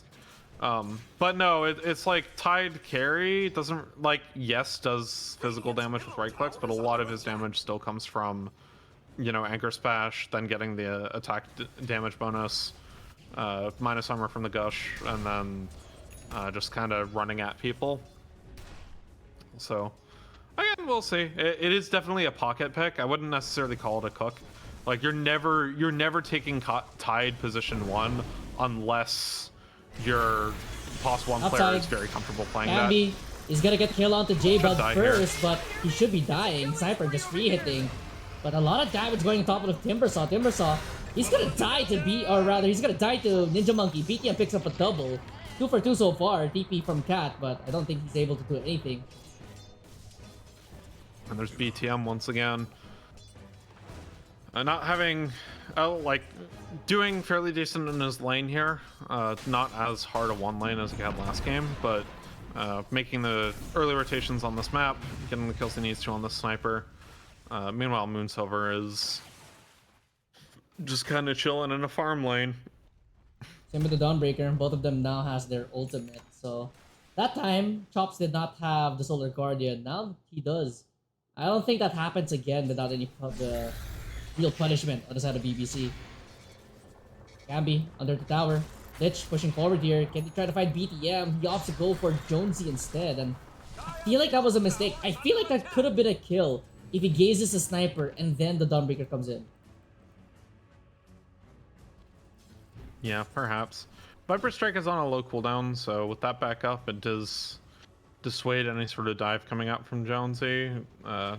As the Arcane Booth, going Kaya, you know, your standard Kaya Sange, Blink Dagger, Agam Scepter build. Kind of all of that queued up. 16 items queued up, by the way, for the Timber Saw, because the build is pretty set in stone as far as what you're going to want to do this game. Meanwhile, BTM going first out of Maelstrom, so going to be playing it a little bit more farm centric on this Mid lane. sniper here. Smoke breaks, Slanderous. He gets a jump on top of Ninja Monkey. They do have a glimpse back. They bring him right back. Does have a Chain Frost. Will he use it? Solar Guardian gonna be popped here in the mid lane. They can't find anything really. Dragontail Sun on top of the sniper and the Sacrificial Gaze, but they don't chain it properly. Nope. He gets a lot of hits in, but not enough to get a kill. Thus, pushing forward now. Here comes Jonesy. They don't have the glimpse. Oh no, they do have the glimpse. Nope, brought back, but that's a very tanky DK. They're really kiting around this one pretty well, and DK on the, or rather Nope on the DK. He just walks it off. Wow. 20 armor, 11 minutes in. Tower is under attack. And nobody dies. Thank you, Nope, for going Orchid Malevolence this game, by the way. He's going Blink Dagger first. I do not agree with Blink Dagger first as POS 1 DK when Orchid Malevolence is in the game, because it just enables you to get your damage out Quote unquote boss. quite a bit faster, right? But yeah, but like your job is not to blink stun somebody. Your job is to provide your job when you build this Orchid, right, is to you know, follow up and then get your Blink Dagger. But like it's more attack speed, it's more damage, gives you health and mana regen, which are just really good stats on the hero. So you know, it is what it is. I personally would go Orchid first over Blink Dagger, but Bottom. that's just me. Chops. TM. Dr. Chop's in trouble bot side though. Glimpse. He's very much dead. Is he dead? He's relatively tanky. They have a Ravage, they have a Static Storm. They already popped the Glimpse. Static Field and the Shards blocking him in. The TP's coming in from his team. Chops. He's so damn tanky. Cat. He does have the Soul Bind. Do you want to try to turn around? There's gonna be a Static Storm plus a Ravage, but it's an Escape Ravage. Messy fight from the little pig side.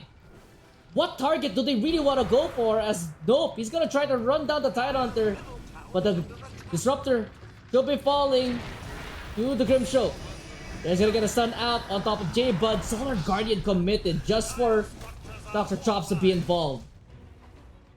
That is Unfortunately, I think holding on to those ultis while it was able to keep your position 1 alive there did kind of mean that you weren't able to kill the Dawnbreaker. Also, I mean, as you mentioned, the Dawnbreaker is quite tanky. Tidehunter only has 1 point in Gush, so isn't doing a whole lot of damage to her at the moment. And honestly, Moonsilver, I'm not like, you kind of need damage on this here. If you don't have damage on your Tidehunter, then like, what was the point of, you know, even swapping this hero to position 1, right? Like, you can't just go the offlane build. You just can't. Like, you need a Desolator to make this hero work as a position 1, and he's just not going it. BTM is really farmed on the sniper though.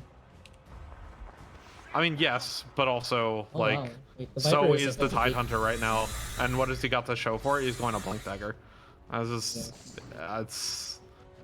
It might be one of those cases where he might not actually play this hero as a position 1. I don't know. I have not looked at this. Oh, bring forward. Nope, he's just gonna go in on top of Slanders. Zadexar plays down with his old Bind as well. The Timber Saw, he can't get out of the boss from now. Viper Strike, that's a double Viper Strike here. Should secure 2 kills. I thought they're going in. He's TPing, no Ravage. Sniper also coming in, but his TP I think you is gotta cancel these TPs. I think you gotta cancel these TPs and let the Timber Saw and the Disruptor die here. Timber Saw setting Porous Core, he doesn't feel super happy about that, but he's only like 300 gold on Dawnbreaker right now. It's not super despair mode. you know, actually pretty close to the Kaya, 140 gold. That's gonna change once he ends up dying here, but we'll see. Dawnbreaker doesn't have the Solar Guardian, so maybe these TPs complete, they might be able to kill at least Camby, maybe Cat here as well, but Lich still has the Chain Frost available, so this can be pretty dicey if they're not careful with how they're TPing in. Yeah, double Chain Frost if they really want to commit on this one.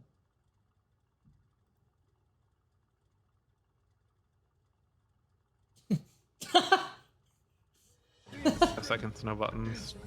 Please. Jonesy with all caps, please. Looks like you're gonna jump right on top of the Lich. Lich takes so much damage. Double kill now for Camby. Takes the Viper Strike. Nope. He's pushing forward, but BTM. Bang, bang, bang. Look at all that skill. He's gonna get taken down by Moonsilver. Sassity goes through as well. And now BBC, they're on the Camby run. here as well. Radiant's top tower is under attack. Then keep Inkswell. vision. J-But's got a snowball. Yep, there it is. Oh, Inkswell not enough to keep. Oh, wait. Inkswell keeps him alive, and here comes a Solar Guardian going through. It doesn't land the stun, but Campy, he glitches through. Admin's just a hacker. BTM. Meanwhile, Sniper does sniper things. Yeah, he runs down the Grimstroke, but I mean, I did mention it is quite a free sniper game, and we're kind of seeing that right now from BTM. He's hitting 3L and 2. Pretty much completely untouched in these going fights. in, Jonesy. There is a Viper Strike. They don't want to commit, though. Another disconnect from BTM. Yeah. Very unfortunate. Again, I just don't agree with this Blink Dagger pickup from Moonsilver. I feel like, yeah, Desolator, very good item on this hero if you're playing him as a position one. More armor reduction, lots of damage. Very strong. Enables you to push towers on Tidehunter as well, which is always nice to have. But in this case, just going Blink Dagger. Yeah, so that just goes back to what I was saying, that the real position one is Sniper for the side of Little Pig. So they're basically playing with two offlaners, two beefy boys, where if you jump the Sniper, you're gonna get punished. And that's what BBC, Yeah. they have to do that. They have to all in the Sniper. I mean, it's likely going to work for them this game. I do think that it would be better if the Tidehunter actually won a carry build. We'll see. Maybe he goes Desolator. Oh, finally he's got the Desolator queued up instead of the Blink Dagger. Maybe he was listening to my cast there, Smile. Yeah, okay. Now if he's going this Desolator, it makes a lot more sense. I mean, yeah, like your main source of right-click damage is the Sniper, but like you need more damage. Your only damage source cannot be a Sniper in this game. So thank you, Moonsilver. Well, okay, Mage Slayer is also acceptable from the Tidehunter here, actually, as he continues to queue up different items. Mage Slayer also acceptable. I don't love it as much as a Desolator. I think it is a little bit more utility and less damage focused than perhaps you need, but Mage Slayer is quite good into Viper and Dawnbreaker and Lich and Grimstroke, so it is still a good item pickup, and no one else on our team really wants to buy that.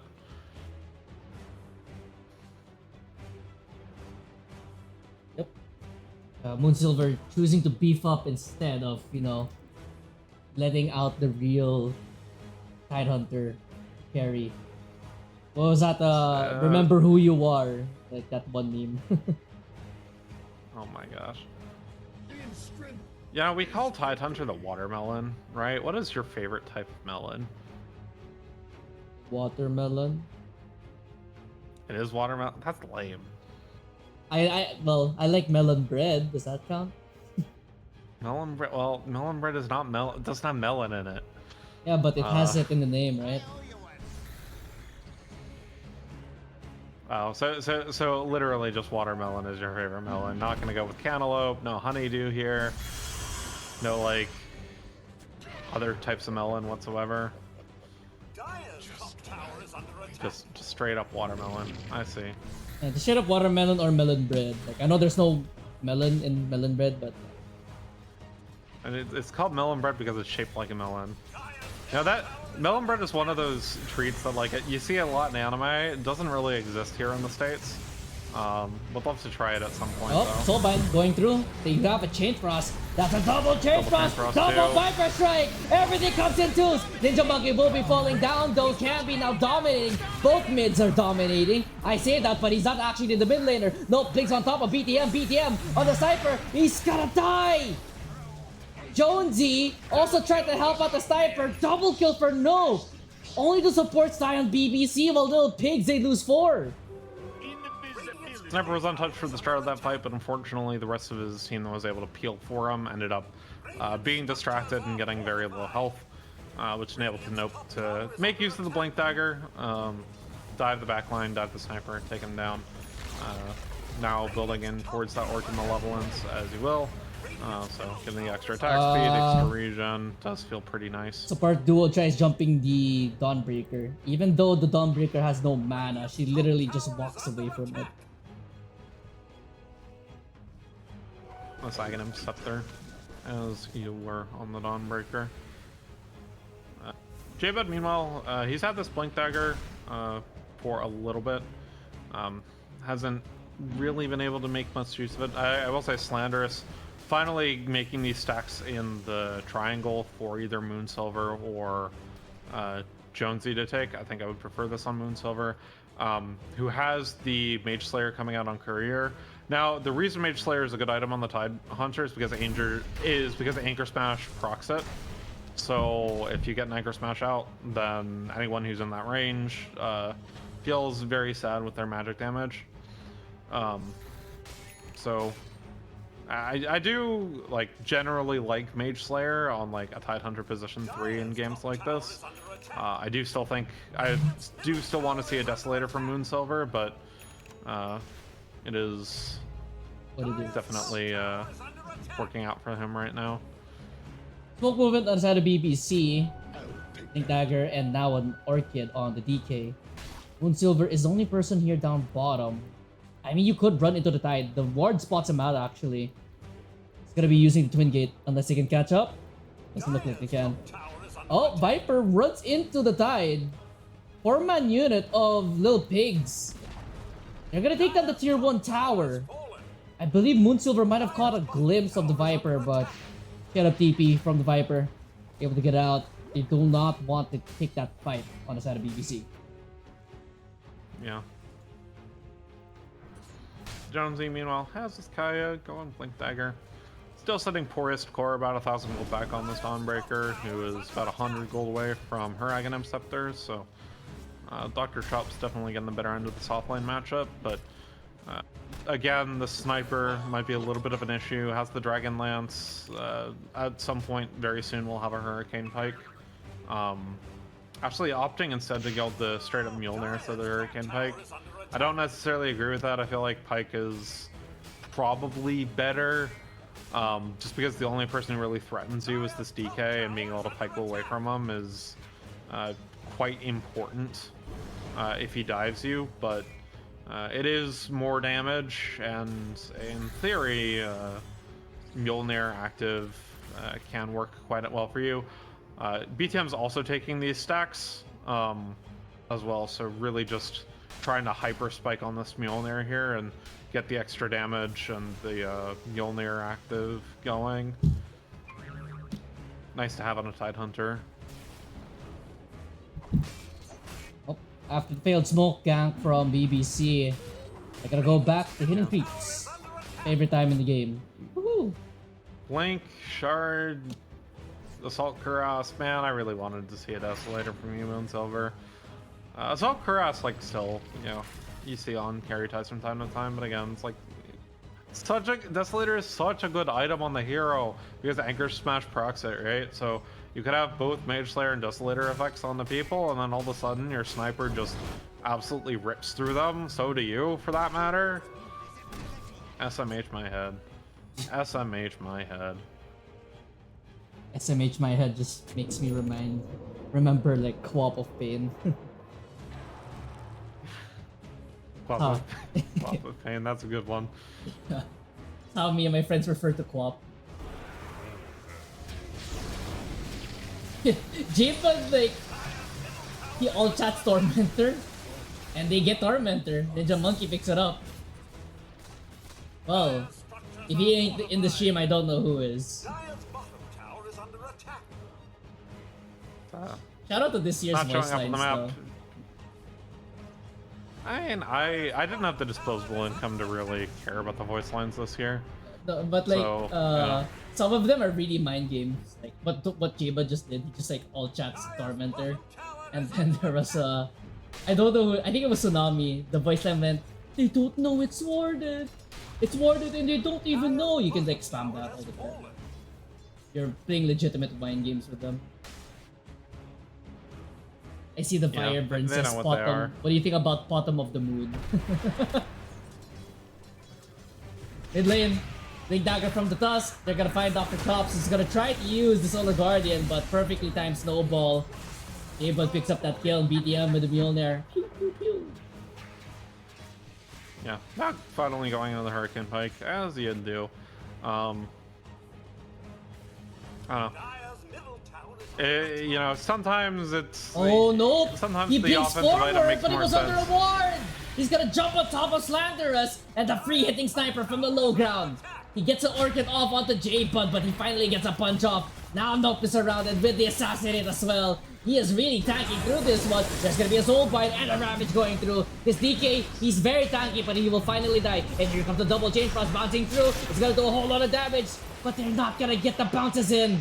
Camby with the Viper Strike on top of the Tidehunter. No clear follow-up just yet. Moving forward once again from J-Bud. Gets a punch on top of Camby, but Camby, he's also tanking on the Viper, but they're gonna glimpse him back. He's isolated now, all alone with the Assassinate going through as well. Jonesy of all people picks up that kill. Camby will bring down J-Bud thanks to the Nether Toxin and the Corrosive Skin. But disastrous there on the side of Yeah. BBC. Yeah, BTM just free hitting on the sniper the entire time. With the Dawnbreaker down and the DK isolated, really there is nothing this team comp can do against a sniper. And as I mentioned in draft, it's a free sniper game. BTM showing exactly why, about 250 gold away from the Hurricane Pike, so I'll have that soon, and then will be very difficult to actually isolate in the fights. So I do quite like this from Little Pigs. Okay, you know what? Yeah, you know what? Moonsilver giving me hope. Decides against going to Blink AC. Finally going this Desolator. Many thanks. 10 gold away. All right, Moonsilver actually putting the carry pants on. Very, very, very cool of you. Clap. Claps are on for Moonsilver. Clap, clap, clap, clap.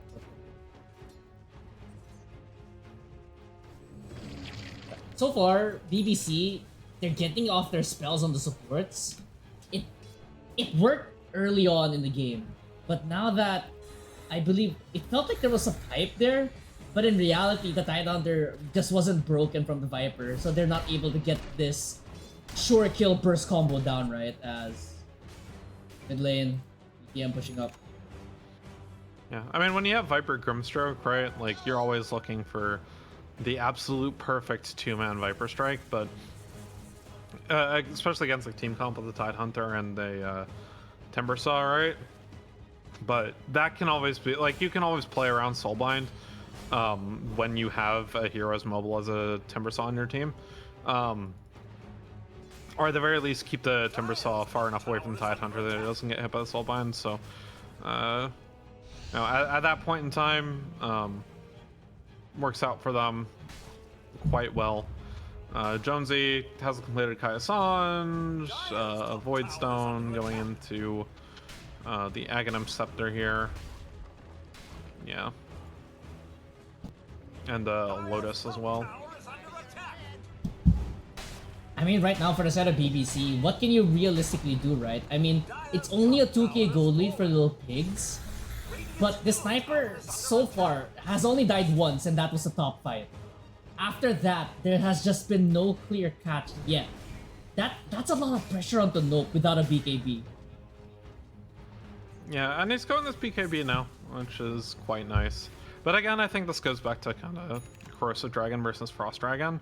Like, you don't... Like, the sniper is going to free hit you no matter what here, but if you can't do damage to Tidehunter and Timbersaw, then and you can't access the backline of the sniper, then you know, it just feels like what does the DK hero actually do with all the gold that he's got right now? And the answer is, I guess, kill supports, but even then, like, that's really difficult. Rashad, Just give it to Moonsilver. Desolator now on the Tidehunter. Does have the Blink Dagger in now. And now, There we go. with the Tidehunter with the Aegis, you can't really jump the Tidehunter. And even if you do jump the Sniper and all in him, Tidehunter is just there with the Blink Dagger and Ravage. So, realistically speaking, for the side of BBC, this DK needs this BKB. He needs chops to jump along with him on top of the Sniper. But then again, it's such a pipe dream because you also need the Soulbind combo with the Lich, Chain Frost, and the Viper Strike. There's a clear game plan for the side of BBC to win this game, win these fights. It's just so difficult to execute. Yeah, I mean, we're seeing Aggro Smash nearly one-shotting camps right now due to the combined Desolator and Mage Slayer. Very cool. High ground we go. Moonsilver is sitting away. Dire's top tower is under Quite nice. attack. Personally, I would take the Aegis on the Sniper here. I understand why you're doing it with Moonsilver, because if you don't think BTM's gonna get jumped, then... actually, correction. I agree with giving it to Moonsilver, actually. Because Moonsilver is the one that actually has to go up on high grounds to do anything. And, Oh, they're gonna jump in! nope, Soulbind blinking goes in. through with the Ravage! Dr. is gonna try to go all in! Jonesy's now stuck in the Soulbind! The Static Storm placed down in the middle of the fight! BTM, he's so low, he's gonna die! The Dr. Chops! No, pops the BKB, he's gonna try to man fight. Moonsilver will go down with the Aegis though. Chops, able to walk away for now. They don't have a glimpse. But the big kill, that's a Sniper. Jonesy misses the Timber Chain! He's gonna fall! yeah, I catcher cursed that. That's my bad. You know, maybe you really should have given the Aegis Immortal to the Sniper there anyways. Unfortunately, they just... Tidehunter moved back off the high ground, and Nope took advantage of that. High ground vision advantage, blink in, isolate the Sniper, kill him. And that's basically the only way that PBC is going to win any of these fights. So it worked out quite well for them there. Sniper, meanwhile, going into this Chrysalis, going to get a concussive grenade as well for more survivability. So even though the fight and high ground push doesn't work out for Little Pigs, I don't think they're too upset with losing that fight. Could have lost more. Could have been worse. Yeah. Once the Sniper gets a Chrysalis with the Shard and maybe even a BKB just in case, then I think he might be next to unkillable, assuming he can pop his BKB. But they're next for the Remember DK. that one patch? Remember that one patch where they gave him concussive grenade and all the where concussive grenade released and then all of a sudden Sniper was the biggest man fighter in the entire game of Dota. Oh, bottom side, they're gonna jump on top of the fun Tusk. patch. Orchid as well. Do you have the damage? Doesn't look like they do. Jonesy also coming down over bottom to help out the Tusk, and DK just lacks the damage without his team following up. Yeah, going Bloodthorn, nice, more damage. Getting you your just all the damage that comes from having a Bloodthorn. This item's very good, just in general. I like seeing it being built, and it is working out for them this game. But yeah, I mean, when Concussive Grenade released, boy, what a patch. You'd see an Ursa go on top of a Sniper, he did Concussive Grenade, and the Ursa dies. Yes. Those were the days. Oh, man. Smoke movement from the side of Little Pigs. J-Bud pushing forward. Smoke breaks on the Cat, but if they really want to try jumping to Grimstroke, they actually find a better target. Jonesy. Camby. He gets Can jumped. be. But the ward spots out Cat. And Glimpse back there good on wall punch Camby. from Cat. Cat will fall down and Camby isolated now. 3 hit from the Sniper. Can secure that kill. Disruptor, he dies. So 2 for 1. You did bring down the Disruptor at the very least. That's the only silver lining this. Nope, he's inside the tree line. Gets Nope assassinated is off. He should BKB and TP out if he knows trouble. what's good for him. Ninja Monkey, Ravage as well going out. Glimmer Cape, BKB, TP. Ninja Monkey will actually die for this one. Well, DK survives, but that's your BKB down now. And top should be And pushing in off just a the high ground they moment. go. That is really good control, by the way, from Dr. Chops to not join that fight. Didn't have Save Your Buddy syndrome in that one, but kills are still kills. 3 for 1 overall, topside. BBC. Top tower is under Little attack. pigs are gonna now be knocking on the door of BBC, and that's not how I remember the childhood story going. Radiant's bottom tower is under attack. Dire's middle tower is under attack. I know what you're saying. I know the joke you're trying to say, but think about what you said for a second and don't say it again. That's not how I remember the childhood story going. Just think it. Never mind. Never I mind. don't know. You'll understand when you're older. Bud with a Tormentor shard after that one. My brain's fried. Wait, I don't know what I said. I'm not gonna lie. I'm really hungry right now. So if I say something Oh my gosh. incoherent, I'm hungry. I should. You eat should before get this fast. some. You're gonna say holla holla. aren't you? Yeah, in addition to your food, you should get some milk tea. Brother, I wish I could. Nope, takes down the tier 1 in mid lane with the help of the AD rune. Glimmer Cape away. But they're gonna get caught off right now by Jonesy. Jonesy jumping on top of the Lich. 5% going on top of Junkie as well. They're gonna try to chain stun this Ninja Monkey Lich. They will be successful in doing so, but they will be losing out on the Timbersaw. No pops of BKB wants to try to turn around. Tusk looks like he will be going down. Inkswell stun as well. Camping with a double kill, but BTM 3 hitting onto nope. Smoke saves him. 2 for 1. You only lose out on the Lich. I think you're happy with that if you're BBC. Yeah, but you got only a handful of seconds left in your Elder Dragon form right now, so they can't really take advantage of the fight that they gained. Also, can be going this butterfly. I hate to remind you, but Mjolnir procs go through, or Mjolnir procs pierce evasion. So I don't agree with this butterfly at all, to be honest. Yeah. Guess so that he's slightly harder to kill when he's up against the Tidehunter, right? But agreed. Yeah, but Anchor Smash doesn't care about evasion either. So, yeah, No. I don't know. I don't like it. Kambi is doing his best. That's all that matters. I mean, maybe Anchor Smash does care about evasion. I can't. Like, No, it doesn't. the thing is, Anchor Smash is a weird ability because it functions as Oh, both an AoE and an auto attack. BTM! He gets jumped at the 3-man Static Storm, but they already took down the sniper. Backside, the disruptor gets jumped by the DK. He's dead, and now there's a soul fight with the double chain frost bouncing around, up and down. 4 dead in an instant on the side of Little Pigs, and once again, you sacrifice the life of your supports. Equivalent exchange there, Finnick. Tower is under attack. I don't know if that's necessarily equivalent exchange, but it was a good pick on the sniper. A bit too much save your friend syndrome from Little Pigs. They could have just left the sniper to die, and it would have been much better for them. Fortunately, Roche was not up immediately, but unfortunately, Roche is now up for BBC to potentially take, which can be a bit difficult for them. They're nowhere near Roshan though, Finnick. They only get the gold lead out of that. They don't even get... Well, they do get tier 2 tower bottom. That's about it.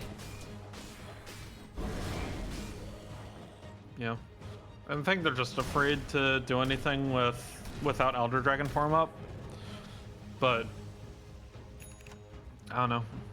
It's a bit difficult. I mean, we saw the completed Bloodthorn do what it needed to do that fight. Now going this Assault Cuirass, so yeah, I think you're okay if you're BBC with how things are going right now. 4K gold lead, but if I had to take a guess about the win probability right now, it's probably only like 55, maybe 60%.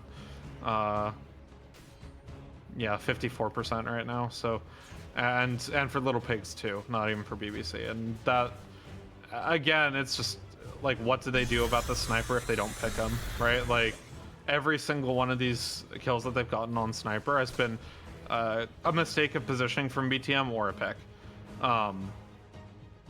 So it definitely is kind of like it definitely is the BTM show here for Little Pigs.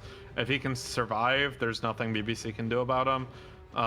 If the rest of if he mispositions or his team's not ready to follow up a DK blink stun, then BTM ends up dying and they end up losing those fights. So again, very much the BTM show for Little Pigs. BBC, they're gonna push out bottom lane while inside of Little Pigs. They smoked up behind the sniper. Looks like they want to go for Roshan. Or are you gonna check for Roshan? Yep, they will. Gabewood scouts it out. That should be a clear indicator that Little Pigs gonna be attempting this one. They took down the observer ward as well that was watching Roshan.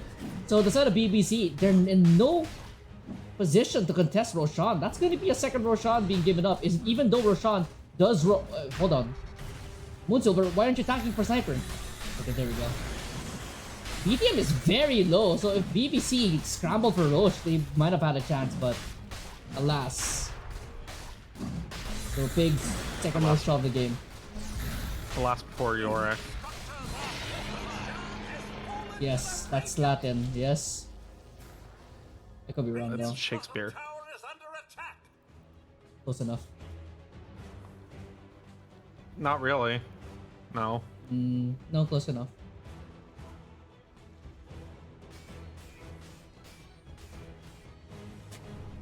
It's as close as I'm gonna get, okay? Okay, chops. Hamlet, you know. I have a friend. I'm not a big fan I of have a Ham. friend who, I have a friend whose name is Yorick, and his username on like everything is alas Oh, poor. bottom side. As a Hamlet Nope, reference. he's gonna jump in on top of the disruptor. Disruptor. Is he gonna get popped? Looks like he will. Ravage it goes through, but Cat is just gonna walk away. Here comes Chop. They're gonna take down two. That's your Aegis. It's on the BTM No, it's sniper, but that could have been your Aegis fight, is what I'm trying to say. And now that stalls out the Aegis, and now you don't even have Ravage when the Tidehunter comes up. Yeah. BTM pretty nonplussed about it. He's also instead of going a BKB, he's straight up doing the Chad thing and going a Swift Blink. So, or BKBs Blink for- Dagger on Sniper. ABs for chuds. Radiant's middle tower Anyways, is under attack. no pushing this tower as best he can. Has the Assault Cuirass completed, so Radiant's middle tower feeling pretty alright on the DK. Viper Strike, very instrumental in killing the Tidehunter there. Also instrumental in killing Jonesy, potentially, on the Timbersaw, but AB though on Timber. you know. BKB, Lotus Orb, he's got the Dispels, finally going to the Aghanim Scepter, getting even more armor out of the reactive, or damage barrier out of the reactive armor, so at some point Jonesy will no longer really care about being caught by the Viper Strike, although that still is the case. If I was on the side of a BBC, I would probably invest Nope with a nullifier. So even if the sniper does pike you, or even if you jump the Timbersaw, getting that nullifier off on Timbersaw specifically with the Aghanim Scepter later on, it's just gonna make that 4,200 gold item useless. Oh, bottom side. Abud gets jumped here by Nope, gets a Lotus Orb off. Stuck inside the tree line though, but looks like Nope does not want to chase. Too wary about this team. I think BBC might be worried about Little Pig's TV licenses. Well, no. So BBC means two things. One is the thing that BBC actually probably means or is referring to as the team name here. The other is the British Broadcasting Company, which is a government-owned broadcasting corporation for Great Britain. And in Great Britain, if you are using a TV, you have to have a license for that. Really? And the TV license fees are what funds the BBC. So, since you've said the BBC instead of BBC for a second, if you have to explain the joke, it's no longer funny. Somebody got that.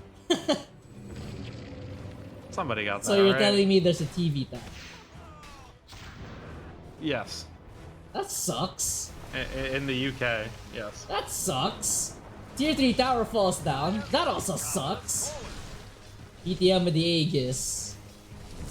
Banner That is also up sucks. as well. Wait. Everything sucks. Just hitting right the racks Death right Prophet now. exists in the game. That also sucks. Not that bad. And, you know, Spirit Siphon is a suck. I have a vacuum cleaner. That sucks. There we go. There you go. Now you're starting to understand, Anno. If you think about it carefully, Magnus sucks in an AoE. Looks like top racks. They're gonna let this one go. 20 seconds for the sniper Aegis, but clean set of racks taken by little pigs. But on the side of BBC, I think they should try jumping. If they paid attention to that Aegis, it should be wearing off. But a clean getaway for the side of little pigs in this one. Now they go on the side of BBC, but might be too little too late in terms of trying to catch out the big targets, but nope. On the tail of this disruptor right now. BTM has the completed Swift Blank, going into the Daedalus, and then likely turning this Morbid Mask into a Satanic. Dr. Chops is being threatened right now. But mid lane, that is going to be the real target. They're gonna try to go all in on this Tidehunter. We do have Dr. Chops out there ready, but the Viper Strike going through as well. Make sure. Well, I can't English. Make sure. Huh? Tidehunter dead. End of story. I can't get the English out. Goodness gracious. This is a man who gets paid to speak English professionally, by the way. English is a very difficult language. This man The jump actual forward! They don't get the sniper, but they get the Timber Sword. He's gonna try to TP out, but the stun's coming in from the Dawnbreaker. Nope is on a killing spree. And that should open the floodgates to high ground. Idol's on the sniper. This game is a lot closer than the 6k gold lead, by the way. Because, again, right, if Sniper is there in a 5v5 team fight, if Little Pigs executes their team fight, they win every time as a 5v5. But they have to in the execute. base! Also, they found this Dawnbreaker. Chops! Who found who? Chops is getting shredded by BTM! Absolutely deleted. Campy bottom side. He's gonna try to get the bottom racks. Sniper TP out. There's gonna be a hex stick on Cat. Cancels the TP of J-Bud. Fortification coming through on the bottom tier 3. You won't be able to get anything more than that. Assassinate going through on the top of Ninja Monkey. Would have been worse for the side of Little Pigs. Double Sheep Stick does feel nice to have on a Grimstroke. So, do like that. J-Bud, meanwhile, he completed the Aghanim Scepter, so they've got the Walrus Kick. Haven't really seen a whole lot of that, but it is there, and it does help out a bit. They're going to smoke up along Slanderous P. No ags on the Disruptor yet. Scan. Dips on the Camby.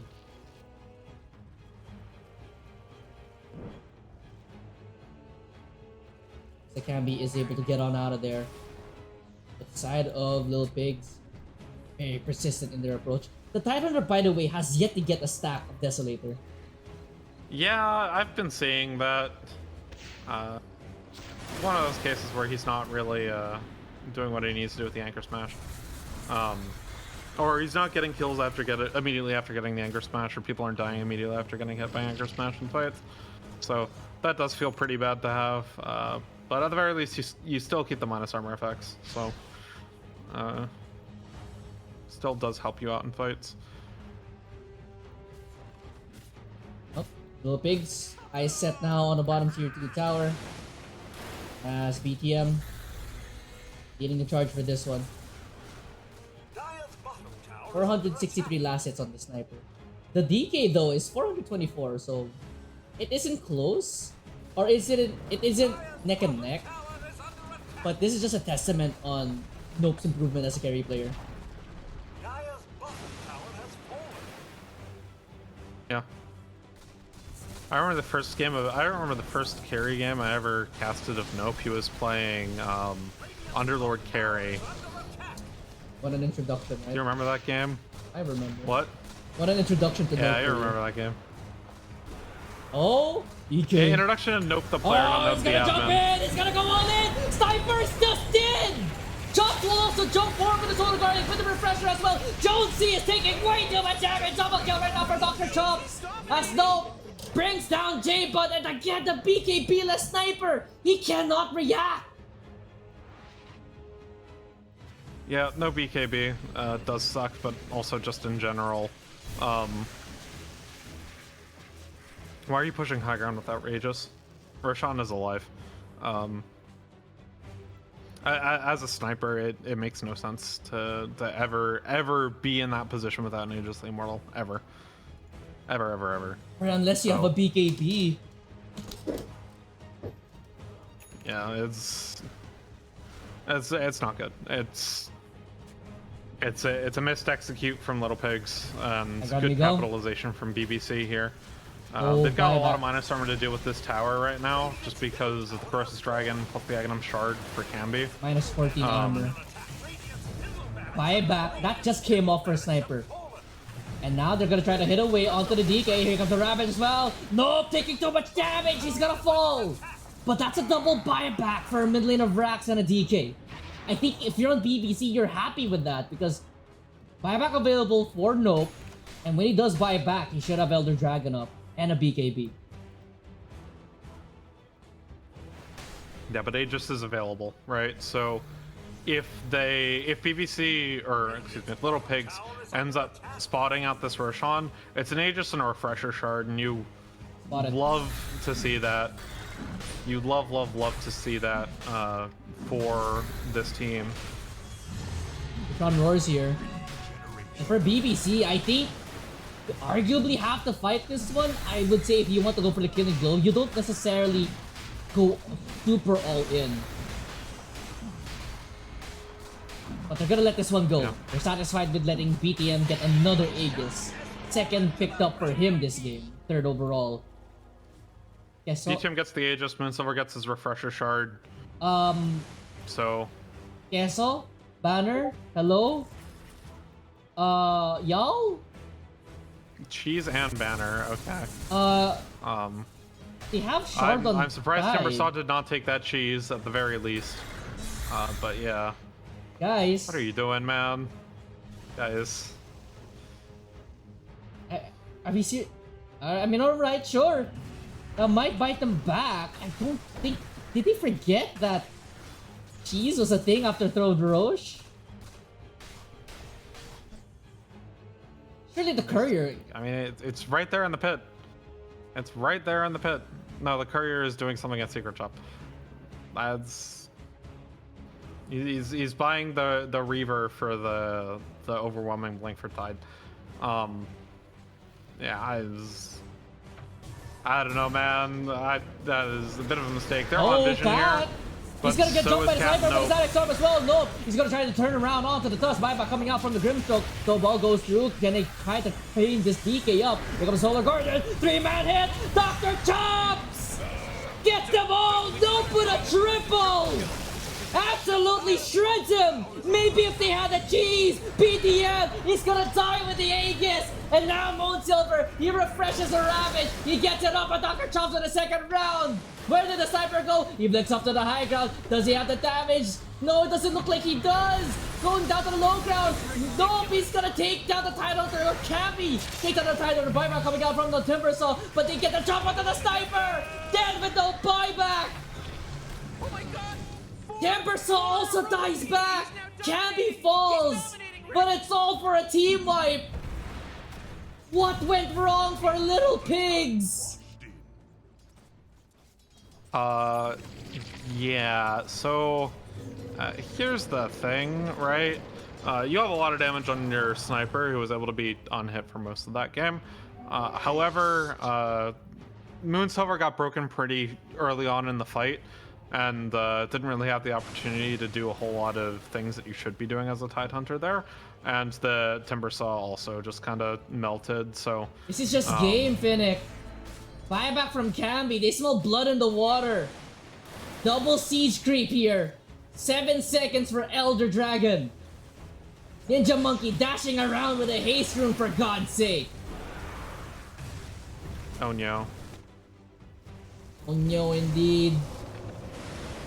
No buybacks from Tusk. No buyback on Sniper. And Jonesy, he died back in that fight. Fortification comes through. They pop the Aeon Disc of the Lich, but Camby with the shard. Just free hitting away. They don't want Megas. They want this over. Jump forward here from Moonsilver. Can he try to get any type of kill whatsoever? But Moonsilver, Zadixar will be coming up. But Camby with the BKB. And Nope with the BKB. They just go through the Tidehunter carry. Bloodthird goes on top of the Disruptor. They won't get the kill, but they'll get the game instead. We are going to game number 3. For all the marbles, as far as elimination is concerned, I will say, just some missed execution, I think, from Little Pigs there. Generally speaking, just weren't able to protect their sniper nearly enough, and they ran out of damage is kind of the other thing. Tidehunter not really playing that hero the way you need to if you're playing it as a position 1, and if you have 2 position 3s on your game, you better hope one of them is a semi-carry, and neither of them really ended up being that this game. Meanwhile, BBC, again, I don't love Corrosive Dragon, but really Nope playing very well that game, able to isolate out the sniper in a lot of these different fights, and even when he was getting kited, he was able to do quite a bit of damage to the supports with the aid of this Viper, who again just played really, really well. Got a lot of very good Viper strikes, and obviously the magic damage and the minus armor from the poison attack makes it very difficult to play around if you are that Timber Saw. That being said, I'm going to actually split off and cast the other series. Anna will be joining me for that. As Anna brings you game number 3, we'll be right back after this. Oh wait, sorry to cut you off, Finnick. That was a good transition, but I just got word that game 3 is moved to either tomorrow or early next week. So that's actually gonna be wrapping up the stream. Yeah. A little bit awkward, but the Fireburn said it. Game 3 will be tomorrow or next week. I'll update you guys on that one, but I'll try my best to cast it if it's tomorrow. I have some plans tomorrow. Hopefully I can make it back in time, but I kind of doubt it. But regardless, thank you guys for supporting. Thank you guys for watching the stream. And hopefully they do this one next week. There's a PSA to BBC and Little Pigs. Do it next week. Alright guys, I'll see you guys next time. Mic check, 1, 2. Hello everybody and welcome back to another round of Phoenix Dota Australia Main Division lower semi-finals between Little Pigs and BBC. This is game number 3, everybody. Just a reminder, the first 2 games were played last Friday, if I'm not mistaken. Somebody can correct me, but first 2 games were played out. It is now 1-1. It's going to be the final game for somebody here in the main division. And what better way to kick off this elimination game with, in my opinion, 2 of the staples of the main division Australia side, Little Pigs and BBC. They were here since season 0, and I've seen both these teams progress. Shout out Little Pigs, especially their Necrophos position 1 pick back then in season 0 really stole my attention. For BBC, I saw them progress as a team. Every season they play, they get better, they go deeper into the playoffs and all that, and now it will all come down to this. All of this improvement, all of this grind, all this camaraderie, everything, chemistry, all the good adjectives you can use for a team. It just boils down to this. Final game here for both of them. Once again, looking at the bans, Ursa, Pogna, Medusa, Dawnbreaker for Little Pigs, BBC, they ban out the Mars, Necrophos, and the Juggernaut. First pick, Nature's Prophet. Radiant team pick. Fireburn says we're mostly memes and rich. I also forget the memes. This is also for the memes, but BBC, this ain't a meme pick. Nature's Prophet. For Nope, we've seen Nope pick up a rampage here and there on the Nature's Prophet. We did see him 5 seconds pick it up in, I believe, in their win here. Or no, in game number 1 against Little Pigs. Little Pigs, they were able to beat the Nope Prophet, but let's see if they have anything in their backlog. Dire team banned. Warlock.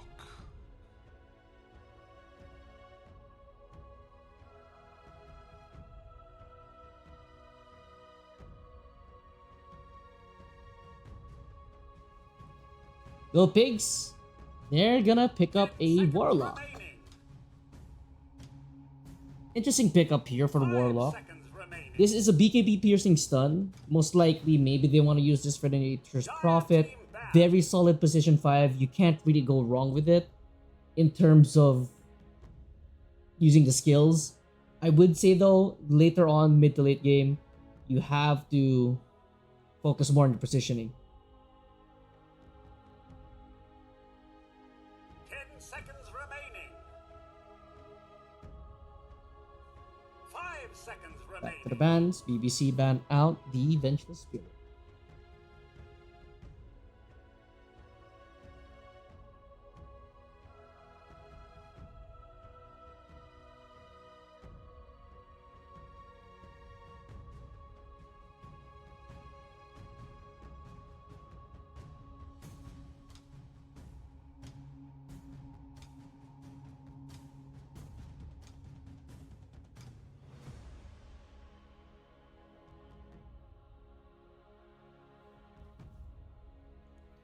I would say for the side of Little Pigs, they should probably consider banning out the Underlord as well for Dr. Chops. Radiant Because team we've banned. seen what BBC likes to do with the Nature's Prophet. They like to pair it up with global heroes, so to speak. Underlord, one of them being one of them. Maybe you can also have Storm Spirit.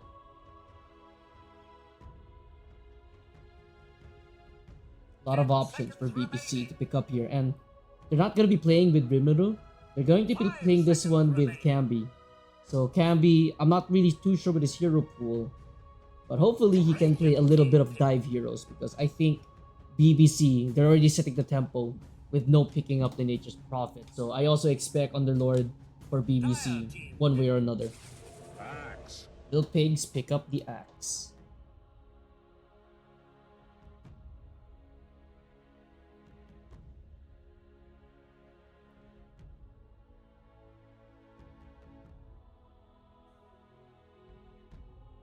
Seconds remaining. 5 seconds remaining.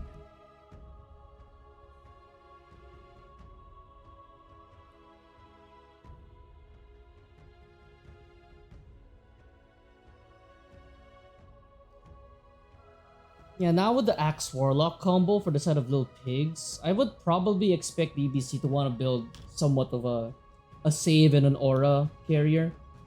Heroes like OD come to my mind. Again, Underlord, I would advocate for BBC. They pick up the Jakiro now, so that's going to be your safe lane going up against the Axe. I say that's a very solid safe lane for the Axe to have a lot of pressure. Obviously, Jakiro with the magic damage, Liquid Fire to pressure the Axe. And Tusk for BBC, which that's going to be your save hero. You don't necessarily have to limit your mid lane or off lane to be the saver. But Tusk being picked up now for BBC ensures that whoever Axe will jump, Tusk can just follow up with a snowball save. Seconds remaining. Radiant team pick. Interesting Batrider pick here. So now they have a second BKB piercing stun in the Batrider now. This should be position 4, and I think that's a good answer for the Jakiro and Nature's Prophet. Of course, Bat Rider 10 with the seconds remaining. Firefly can go over to Sprout. Can also pressure Jakiro a 5 lot with the seconds Sticky remaining. Napalm. It's actually a really good pickup here because Jakiro is now under a lot of pressure to not misstep. Battle Hunger plus Bat Rider on top of the Jakiro will just make life difficult for whoever plays the Jakiro. And obviously, you don't want to lose your support early on as a Nature's Prophet.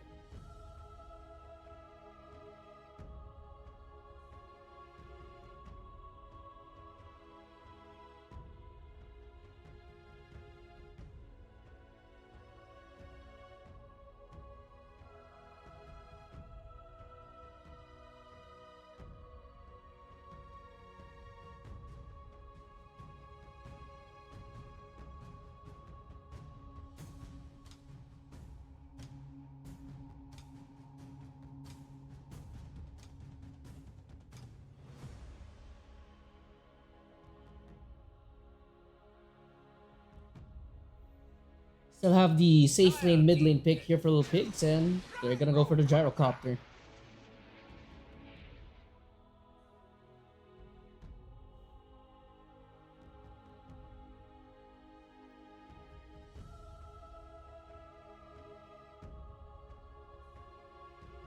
Ten seconds remaining. 5 seconds remaining.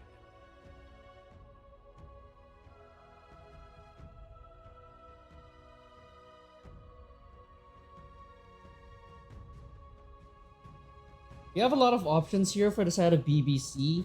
I would still kind of opt into the Underlord here. I really think that that might be BBC's pick here with their hero pool on the offlane. Again, Gyrocopter can get stalled out with the Pit of Malice. Bat Rider also kind of struggles with the Pit of Malice. Axe, of course, if he gets caught up by the Firestorm or the Pit of Malice can't blink in. Same with the Gyro.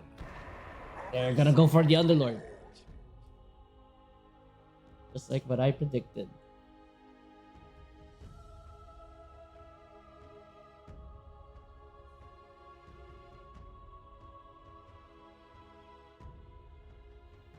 Seconds remaining. So now with the mid lane pickup for BBC, the only one left. Actually, both teams missing out on a mid laner.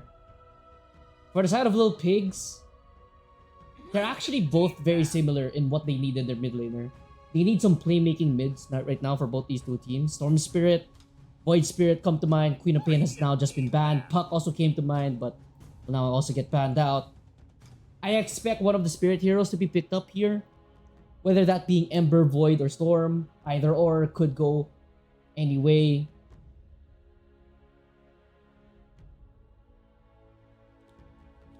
Seconds remaining. Dire team banned. OD also gets banned out. I would say OD was a good pick here for BBC if they did play it. Save against the Axe, of course, and all that. But again, I would say Spirit Heroes are probably the best pick here for either of the teams. Try to think from the top of my head who else is going to be a good mid laner. I would not pick Wind Ranger in this one just because of the Axe.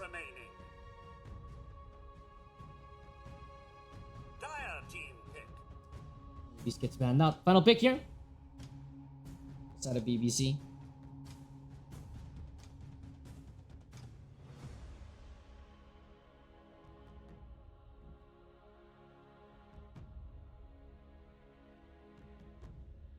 Seconds remaining.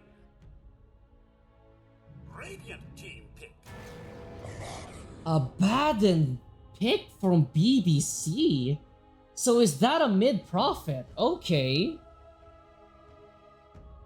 They're gonna go for position 2 prophet. And I'm actually okay with this one in terms of BBC. Now you have all these active heroes. Now BBC, they set themselves up for a very fast-paced game, I would say, in the mid-game. That's where they want to end this one.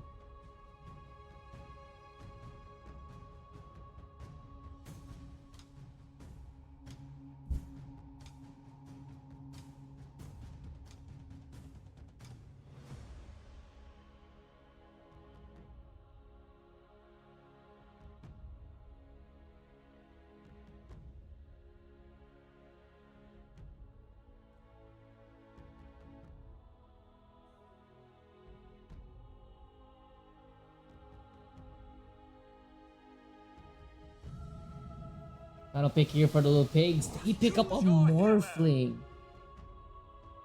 Okay. These picks have just blown my mind away. Very interesting pickups for both these two teams.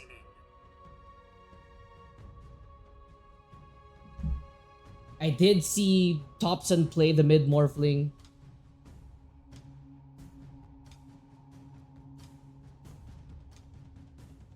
Oh wait, so Camby's on the Abaddon? So are they switching up roles? Yeah, to answer your question, Hairspray, Thompson did go flow for mid Morphling, and from what I understood, the way Thompson played it, I wouldn't say I would play this, but Thompson went for Dagon, he went for E-Blade. Basically, classic Morphling just went for the flow for the laning phase. It's actually pretty nuts to go up against in terms of trying to harass the Morphling, trying to deal damage for the Morphling. But is Nope gonna go mid lane Prophet just to account for Camby on the +1 Abaddon? Interesting to see.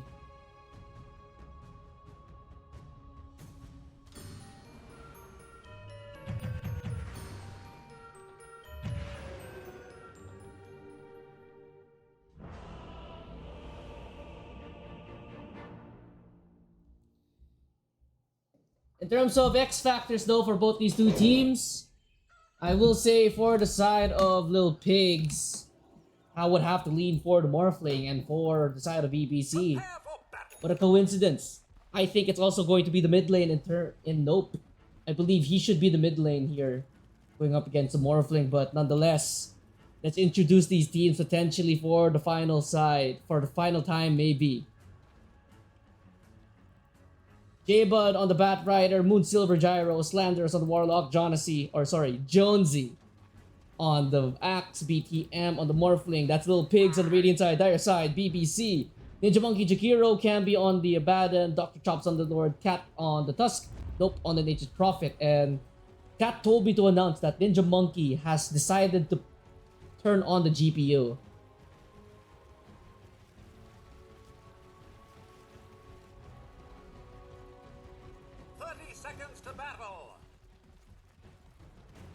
Both the teams smoking up. Gonna be running into each other. Jonesy spots out the two-headed dragon. The Sprout going on top of the axe. This could be first blood. Fatal Bond's going through, but the tag team activated. Blood grenades used. Jonesy falls down first to the Ninja Monkey Jakiro. Unfortunate for him. Axe falls down first. They will split the runes, but if you're on the side of BBC, you're taking that.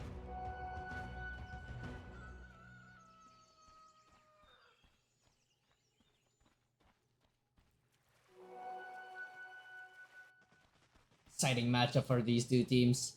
Last season, storyline-wise, BBC knocked out Little Pigs by splitting their series against another team to eliminate Little Pigs from the playoffs. Now, a chance for revenge for Little Pigs.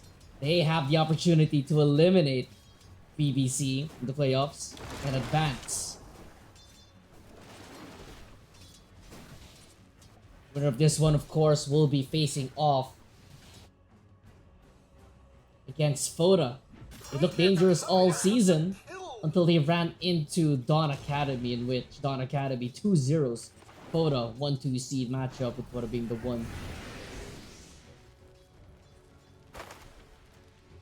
A matchup potentially to look forward to for the side or moving for the side of the main division. Dr. Chops on his classic Underlord, Moonsilver on his gyrocopter, and Ninja Monkey turned on the GPU, but he did not turn on the internet.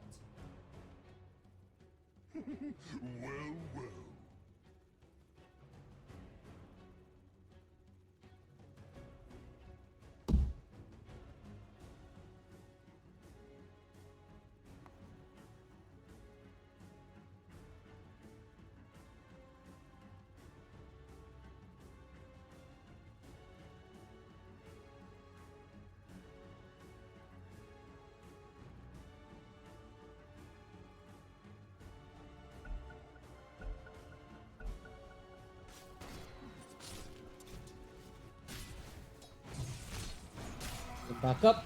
Can be a top lane. Picks up the miscoil. Is that a misclick or am I tripping?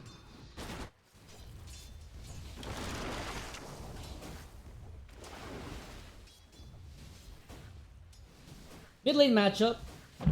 Nature's Prophet going up against the Strength Morph, and I would say that the Strength Morph does have the upper hand in this lane. Nope can try his hardest to harass with the right clicks. Of course, he outranges him, does have the Sprout, does have all that Shabazz, but seeing Nope mid lane on the Nature's Prophet, it's very different to see. I want to see how he can adapt his playstyle, because usually when he does play the Nature's Prophet, he's very great. He likes to farm a lot, likes to hit creeps, join his team whenever. But now I think Nope has a little bit more pressure in terms of setting up the table for his team, or rather helping his team get skills later on.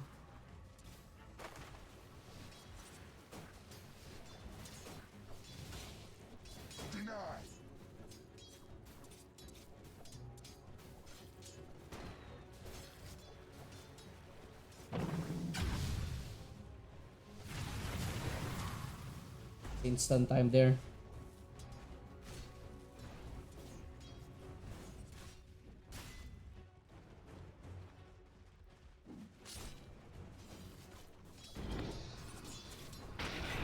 To answer your question, Sentient Hairspray, I think Flow Morph is the build here when you go mid lane.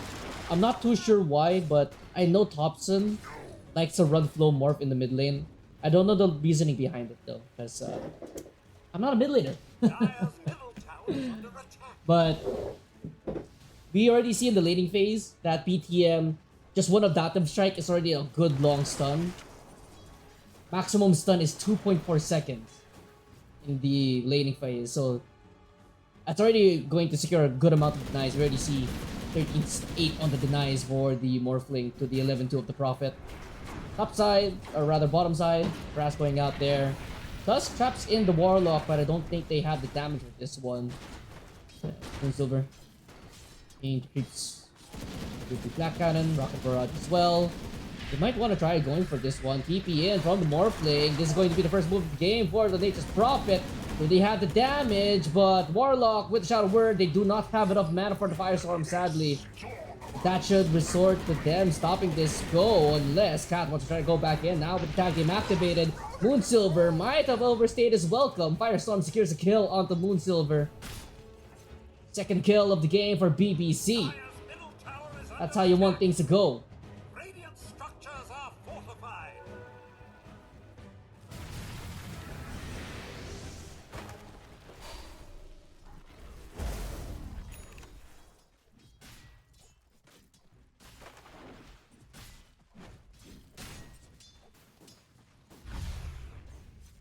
Nasty stun there. That's gonna be a orange charge here for the Nature's Prophet, of course. See it. Baron, top of the net worth with Gyrocopter, Morphling, Axe, Underlord, and the Nature's Prophet. Curious to see though Camby going for the miscoil this early. I doubt it was a misclick. Might have been calculated as Cat's Courier gets sniped. Not Silver Courier gets sniped, so except for a snipe, Courier has been Jonesy's Courier gets sniped. Okay, everyone's Courier is just falling down. Cool Sauce, top side, another TP coming in from Nope. They want to try getting on top of this Axe. Looks like the Miscoil helps out quite a ton. Camby makes me shut up about the Miscoil pickup, gets a kill onto Jonesy. Or Jonassy, I heard it was a joke down with them. That Jonesy is apparently called Jonesy and not Jonassy. Dire's top tower is under attack. Let me know what you guys want me to call him moving forward. You guys want to keep Jonassy or Jonesy?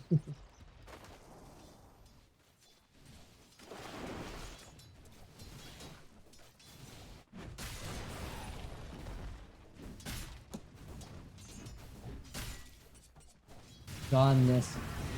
That's cool. Top side, right there for the Lotus. Call going out on top of the Abaddon and Ninja Monkey. For the shield placed down, Ice Path only clips onto the one, but nonetheless, no real threats. As Reba gets hit with another dual breath. Can be. 4 stacks of the sticky napalm on him. Tusk also makes his rotation over here with the twin gates. Up, Jonesy in a whole lot of trouble. Locked in with the Berserker's Call. Not enough to keep him alive. Camby picks up that kill. Another death for Jonesy.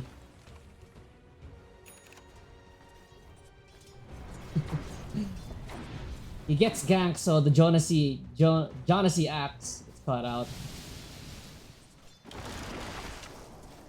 Radiant's top tower is under attack. Wisdom Shrine. For the side of BBC, they're bringing in a whole lot of numbers. Wrath of Nature goes through. J-Bud gets taken out. As BBC, they're locked in on this one.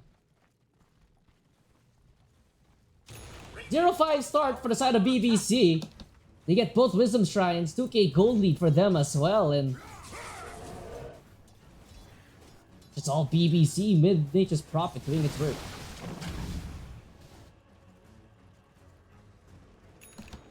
How can Little Pigs respond to this one? To this aggression on the side of BBC?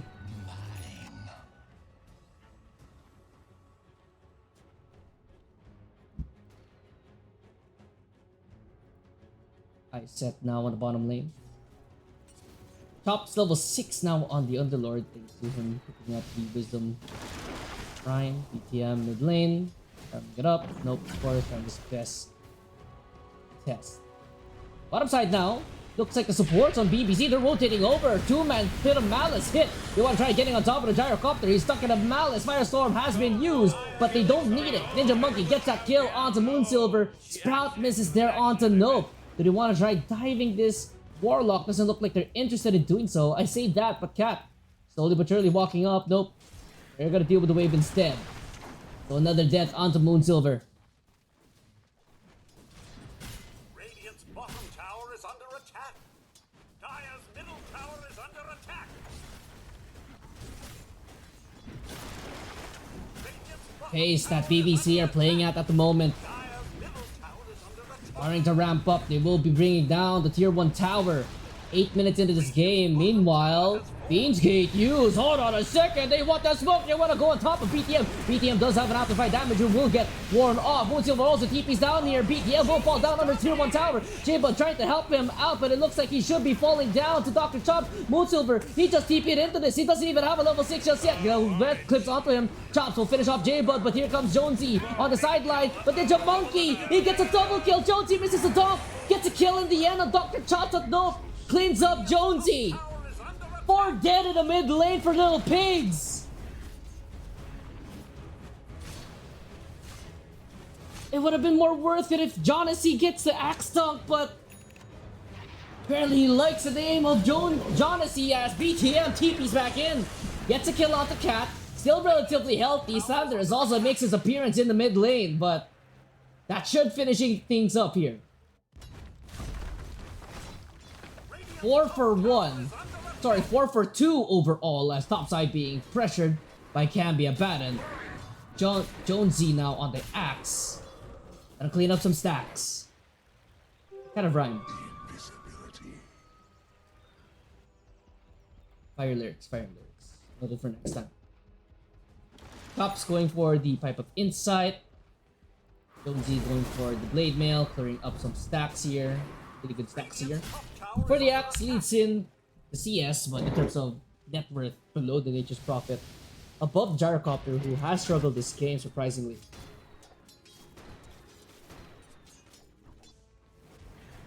See the Gyrocopter lock in. Try to split up the farm, split up the map.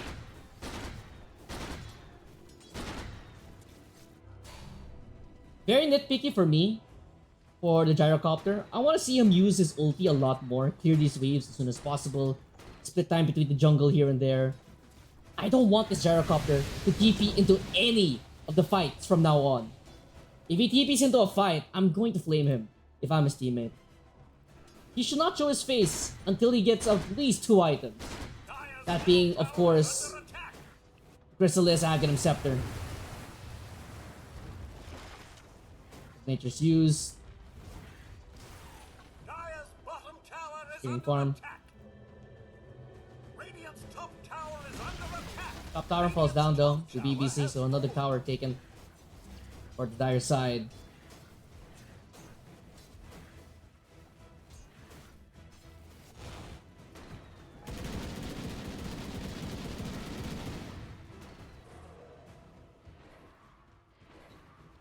Down to the 10 start, 11 minutes in, 3k gold lead for the side of BBC, looking great in this elimination game against Little Pigs.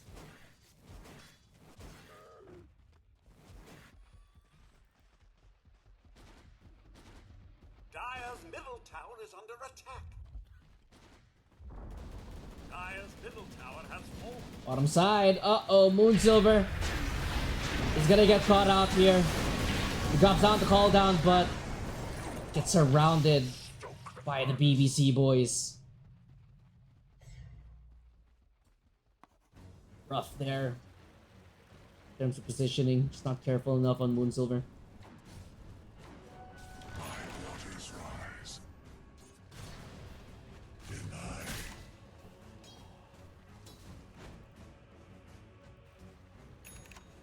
I do want to see this Morphling start being more active in when he gets his Phylactery, because he's going to be doing a lot of the heavy lifting in the mid game now that Gyrocopter is super behind alongside Jonesy.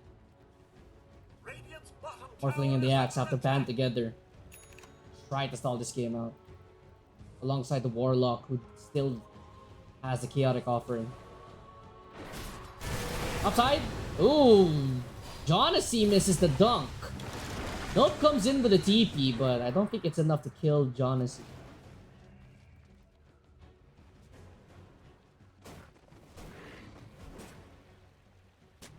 Side of Little Pigs are in the area. In case I wanted to try to keep going.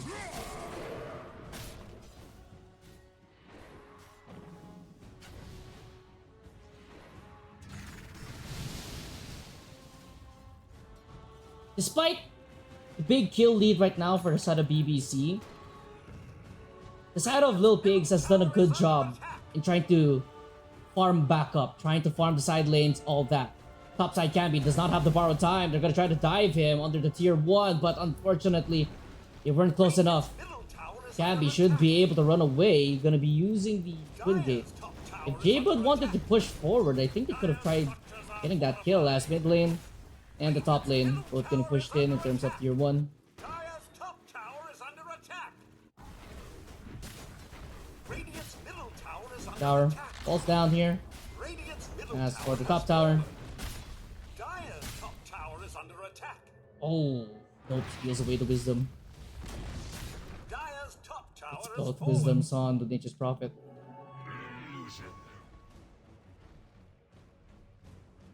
Lil Pigs has yet to get a wisdom shrine this game.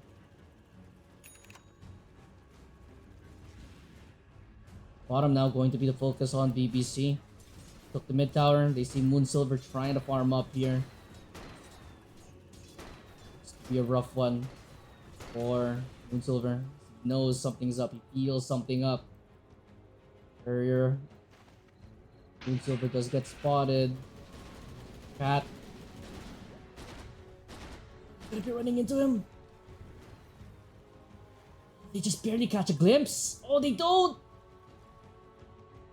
Moonsilver is lucky to be alive.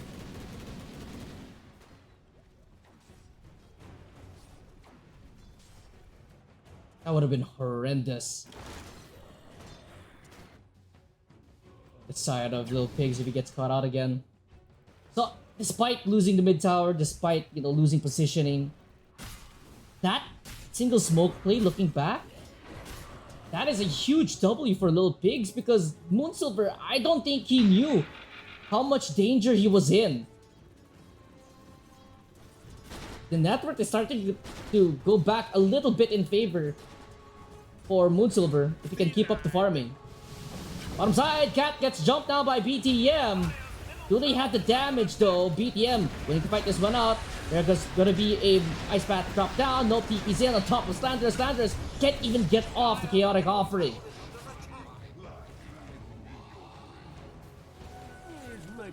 If considered trying to drop it, can be topside. Close to a Radiant 16 minutes in, but out of BBC, grouping as 4, wants to try to take this bottom tier 2, wants to lay siege onto them.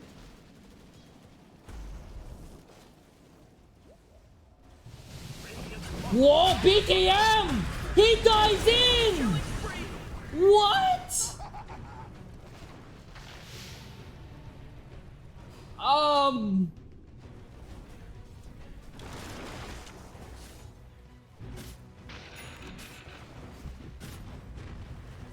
Okay, Moonsilver coming down bottom lane to try to defend this one. Gets punched up, Ice Man as well, then the Macro Fire taking a whole lot of damage. Huge chaotic offering. Do they have the damage? No, they don't! They're gonna bring down Gyrocopter. Ninja Monkey will be falling down, but Slander is also gonna follow him into the grave. Here comes the TP in from Jonesy. Jonesy gets on top of Nope, but they don't have the damage. Blade Mail activated chops. He's gonna try to help out his Nature's Prophet, trying to hold him back. BTM now back in this fight. He looks like he will get caught. BTM blows up Nope. Big one from him. Jonesy does not have the mana for the dunk. Getting hit right now by the Warlock Golem. They have a blink available for the axe, but no mana for the call. And it looks like it's gonna end just that. Just like that. Oh no, hold on, no. Wait, Jonesy wants to go back in onto this one. Wants to try to fight. He's gonna get punched up right now, but here comes the Morphling going through. Does get the hit onto Cat. Oh my goodness gracious. That's a whole lot of damage. And there's gonna be the Morph turning into the Underlord. Do they have the damage? I don't know if they do. Pipe of Insight activated. BTM almost blows up the Abaddon. Abaddon forced to use borrowed time as BTM. He wants to try to get on out of there. No cooldowns yet here for BTM on the Morphling. Now he does. They're not going to chase forward. Not even a Radiance yet on the Abaddon. Overall, big win for Little Pigs. Keeping the tier 2 alive. You do lose out on the Gyro and BTM, but good response back. In terms of getting the kill onto Nope, that was a big one. Dominating, going by way of BTM in that. He wanted to at least get some stacks onto Jonesy, but you'll take what you can get.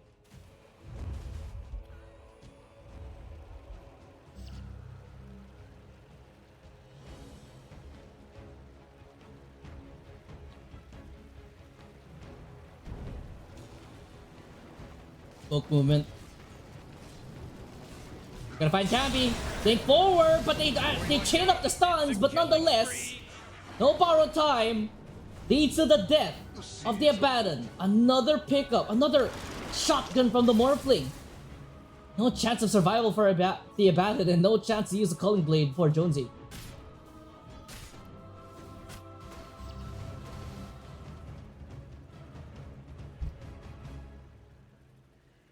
We're starting to shift back into Little Pigs. Dire's middle tower is under attack. Helicopter picks up his Aghanims. Nope, does have the Maelstrom vessel, but quite slow. Side of Little Pigs, they want to try to keep the pace going. Want to try finding some more here.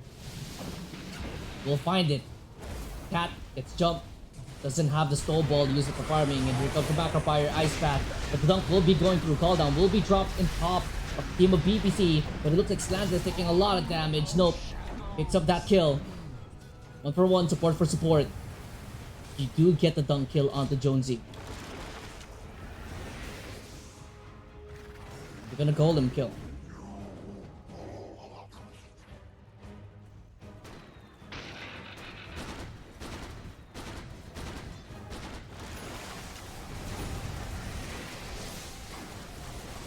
EBC, despite losing out on the Tusk, they're gonna waltz right in, get the Tormentor. Cat will pick up the shard. Big good shard for Tusk. Poking and prodding, of course.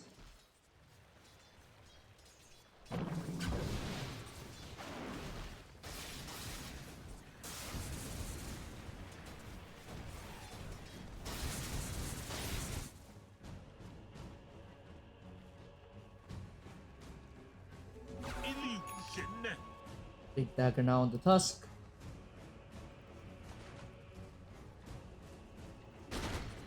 Radiant's middle tower is under attack.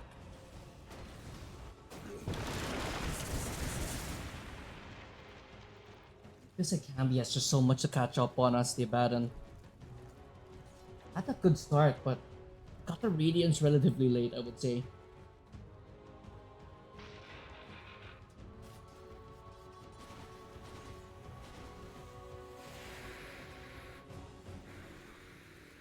Gyrocopter has recovered quite nicely. Now Art farming the pattern.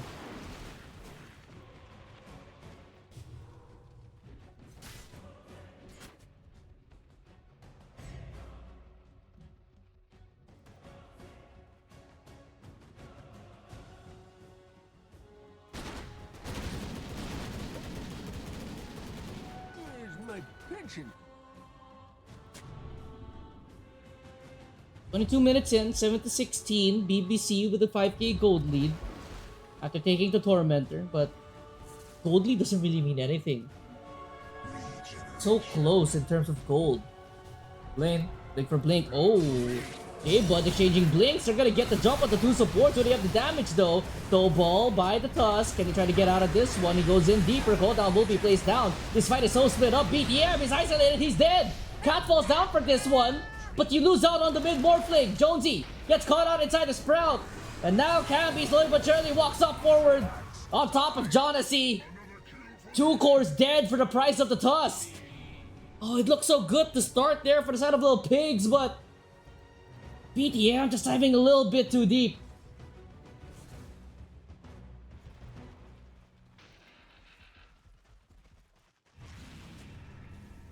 Radiant's middle tower is under attack. Radiant structures are fortified. Dire structures are Occasion fortified. used here for both the teams. Let's call this one out. Is under attack.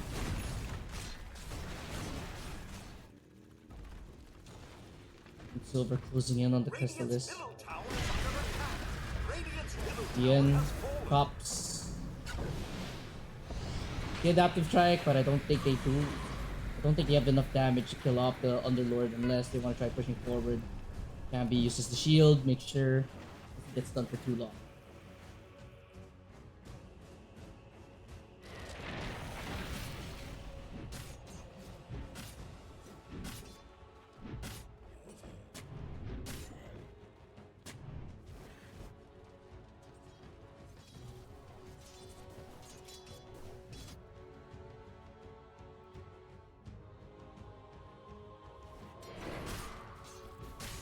Tribute to my house. Cuts 2 ways.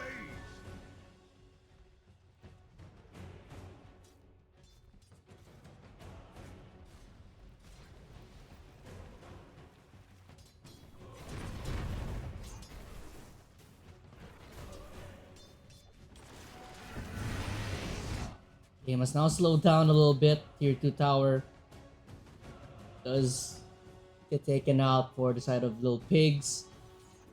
Gyrocopter. Crystallis going for the BKB up next. Dire's top tower is under attack.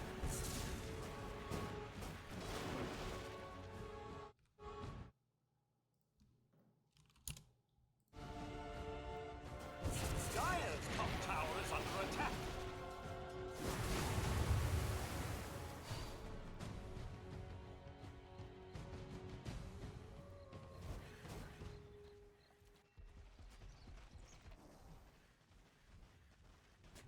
Radiant's bottom tower is under attack.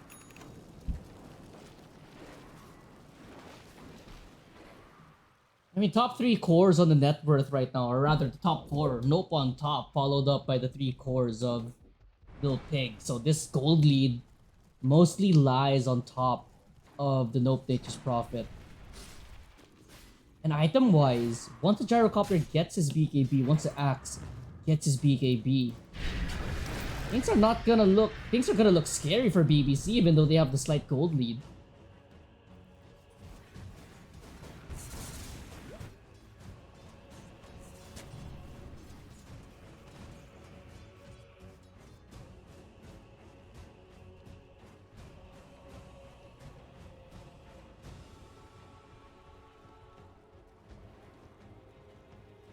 They will not see what hit them.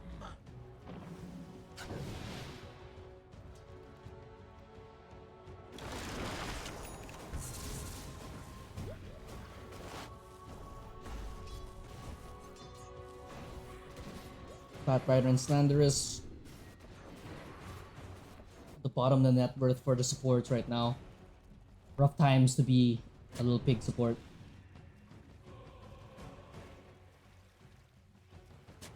Dire's top tower is under attack.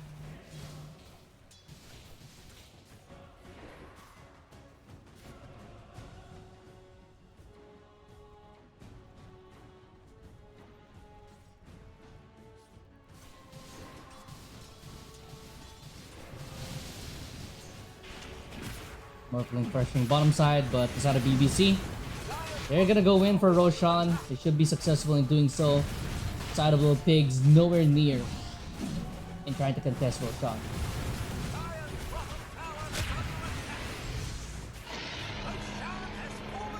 Nature never ends. Hope picks up the Aegis. Now let's see how much damage they can do on BBC with this Aegis.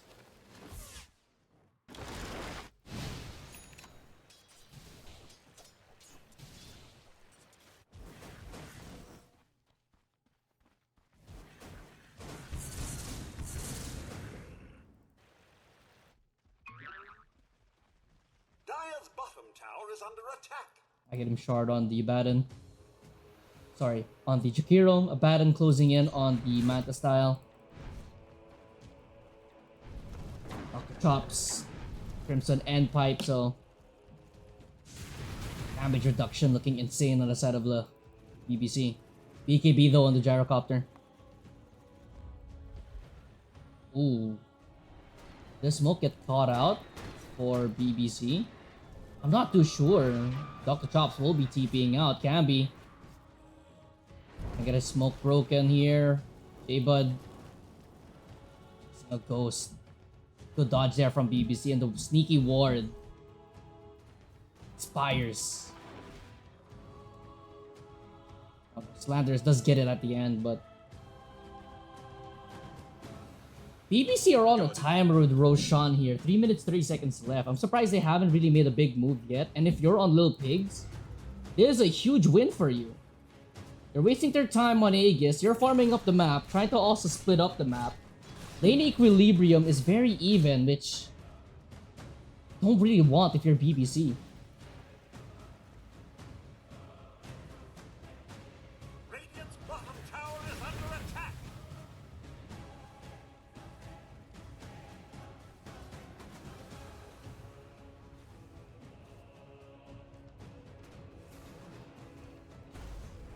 Oh, J-Bud. Under ward's gonna get jumped. Should be dying here. Whole lot of damage. Gyrocopter does get caught in the pit of malice. They're gonna try to run him down. Call in the backside here by Jonesy. Do they have the damage to get the dunk there onto? No, but that is only the Aegis. Power time is now popped. You only end up getting the one kill on Aegis. Jonesy BKB'd for that one. Tower is under attack. And kids now on Nope. Hey, the only silver lining is that Moonsilver didn't pop his BKB, but Fallen. that's an issue now.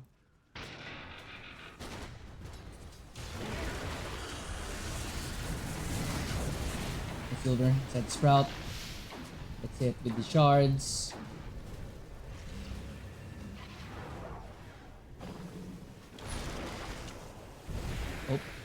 Oh, he's gonna get caught out with a lasso. Lincoln Sphere does get popped. Do they have the damage? Be activated out by Moonsilver, but they have so much damage reduction. The Gyrocopter is punched up into the air, and he's just gonna TP out on the Prophet. Campy has to be careful. He doesn't have power time for a second. He dies. Slanderous dies to the round of nature, but Campy falls.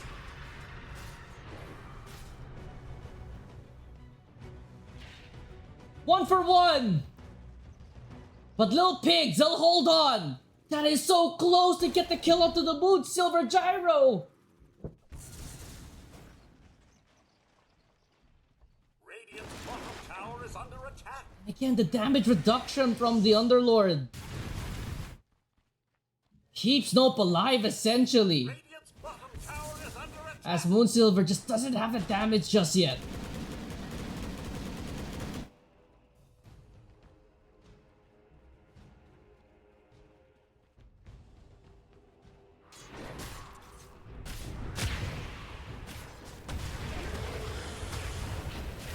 Oh, bottom side, Jonesy gets caught out, but he's taking too much magic damage. BKB activated, he misses the dunk.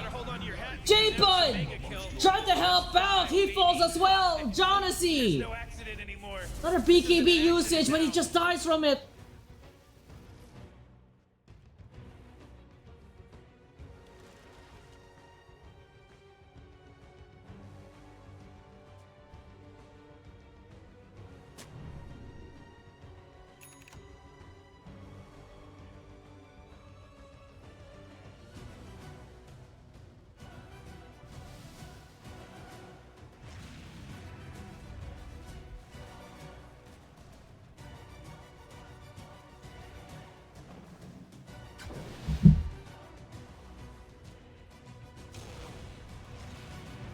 Smoke now from PBCS.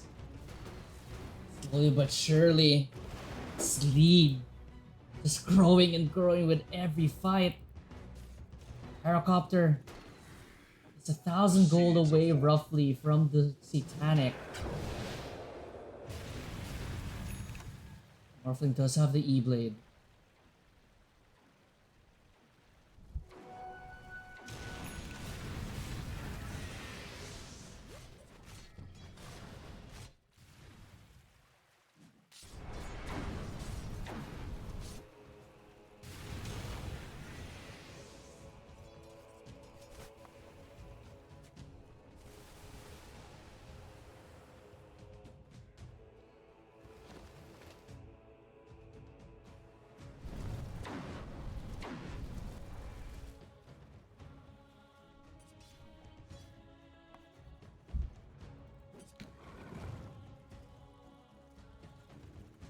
A lot of the next coming fights will be on Moonsilver. It will actually also be on Jonesy to set up the next coming fights.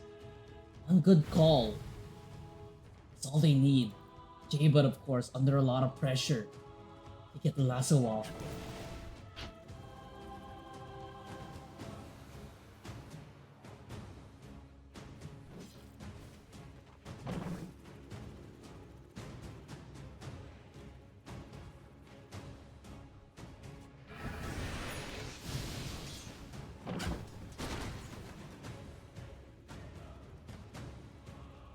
Panic now picked up on the gyrocopter. Side of DPC though. Hope just keeps getting bigger and bigger.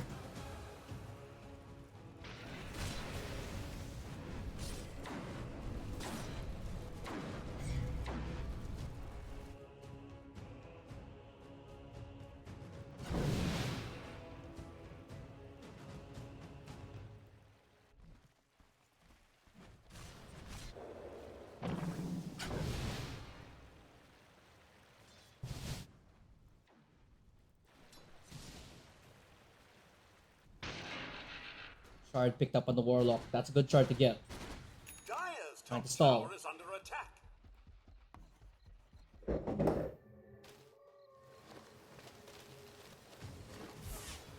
You know what? With the break in the action, I'm gonna head to the bathroom. If I miss something, I miss something. Oh, hold on, wait. I just see this happening. They're gonna jump on top of the Nature's Prophet. Do they have the damage? They're trying to go in to save him. Call goes out. They're gonna go all in. Jonesy gets a dunk. All in for Nope. Huge one for Jonesy, and it looks like they're gonna make a clean getaway. Blink away from J-Bud.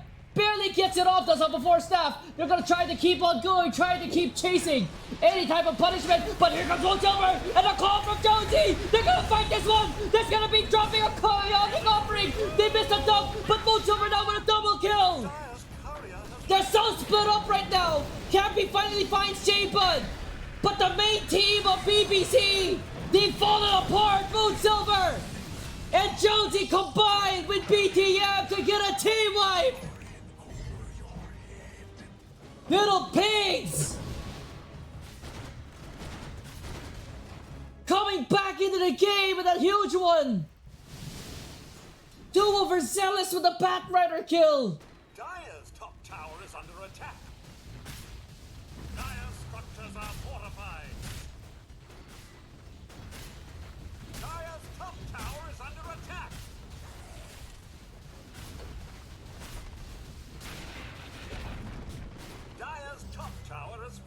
They lose a tier 2. That's roughly 7k gold loss for a side of BBC.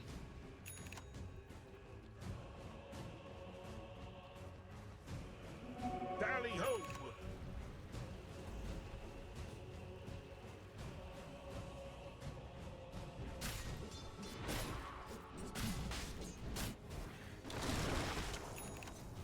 Jonesy has earned the right to be named Jonesy. Getting the dunk there onto Nope. Huge one, and now they're gonna step into Roshan potentially.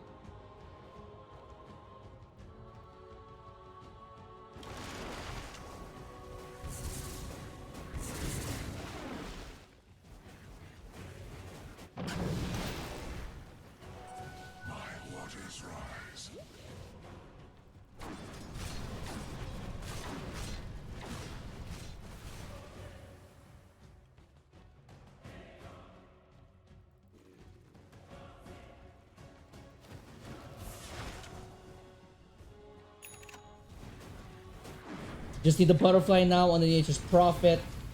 And the Satanic as well, just so that he can't get hit by the Gyrocopter as much. Gyro also going for a butterfly of his own.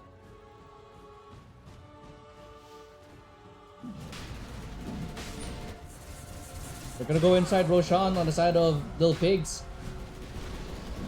Oh, Cat spots this one out. Roshan lets off a roar. Do they have the damage for it, however? Looks like they do. Do they have any type of snatch? Acropire gets dropped inside the pit. They're not getting Aegis just yet. Moonsilver just picks it up, and here comes the push in from Dr. Tom to the Pit of Malice, and there's gonna be a lasso on the backside, but the damage from the flat cannons! It's so damn much for the fatal bonds! Jonesy gets a call, gets a dunk, misses it, but they will still get the kill. Moonsilver from the low ground gets taken out by Nope. Cabby already popped the power time. He's gonna get hit again with the E-Blade. He's gonna get carried, he's gonna get shotgun down. Nope is the last one left alive. He's standing on the high ground. He's gonna fight this off. Moonsilver and Nope. It's a 1v1. And it looks like Nope comes out on top. Nope gets a double. The call from Jonesy is not enough. BTM steps up to the plate, but Nope 1 versus 3. Are you serious? Are you kidding me? Honestly, I'm really impressed. The Nature's Prophet stands his ground! Lane up middle lane, thank you. Holy moly! What did the... Radiant's top tower is under attack. I am left speechless! Radiant's top tower has fallen.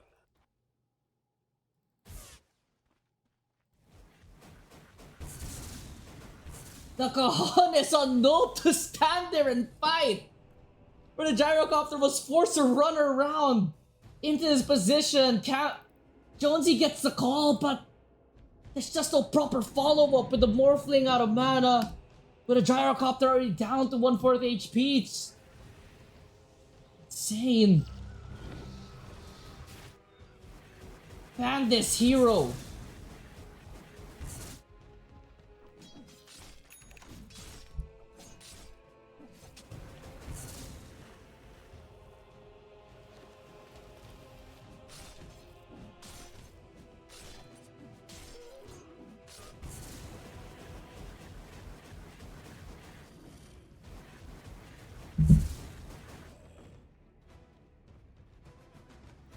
(13-2) on the Prophet, leading the server right now in terms of kills. Level 27. Doesn't even have boots anymore. Who needs boots when you have unlimited teleports?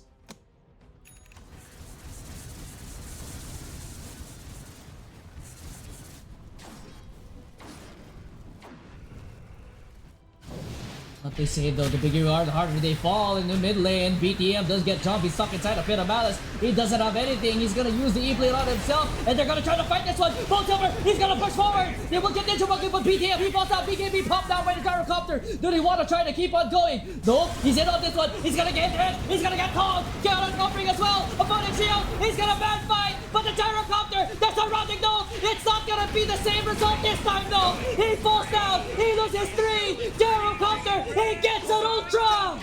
Ultra kill in here. What you can do, I can do better!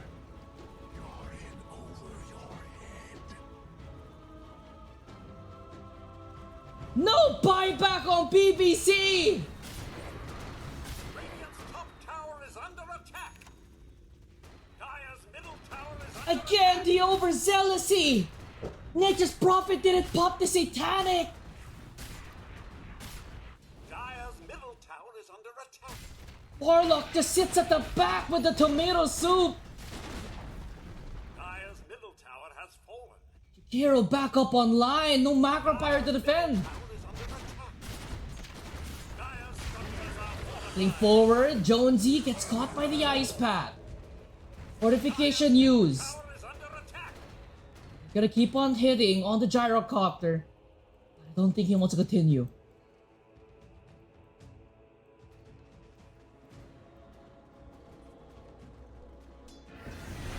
Less than 1k gold lead on the swing.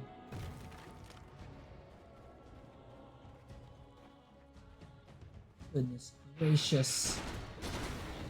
50-50 win probability. Ain't no way we're watching peak cinema on Dota right now.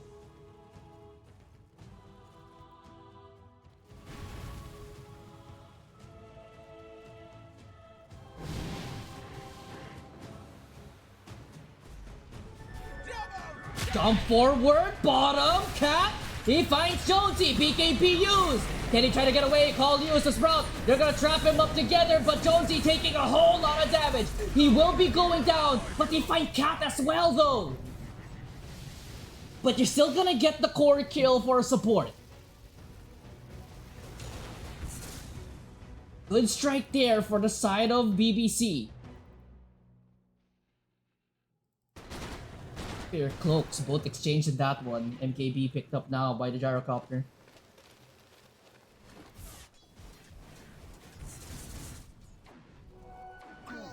That they get the gold lead back ever so slightly. Ninja Monkey! He's about to get blown up! Here comes the pit of balance going through Ninja Monkey. He actually disconnects before this fight starts and the pause! Time!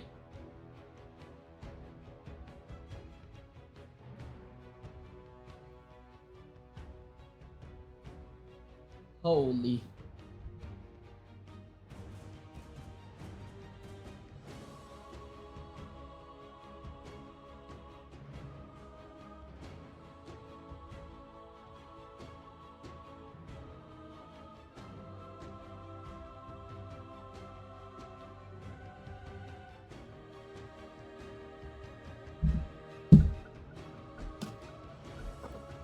Back in the game now. BTM falls down to Nope, however.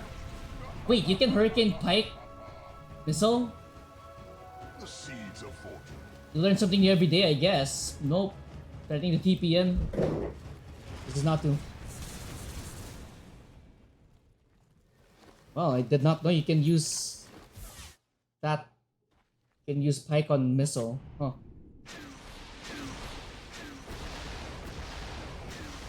Fall down. Takes out most creep wave, but backdoor still not available. Being really careful with Saigon push, however. Tomato Soup really pushing them back. Tusk in the mid lane gonna try to fix up the late waves, but nope, he's gonna go in a bit. They don't have lasso, he pops BKB. He's gonna have to TP out. That's your BK 9-second BKB on the Prophet for hitting a tower with backdoor.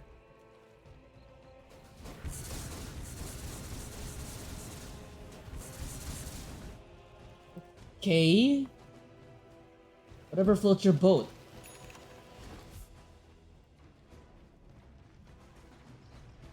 Can't buy back status right now. Gyro, Morphling, Abaddon, Axe, Jakiro, Ninja Monk, or rather the Warlock and the Tusk. Only heroes with buyback in the game. Invisibility.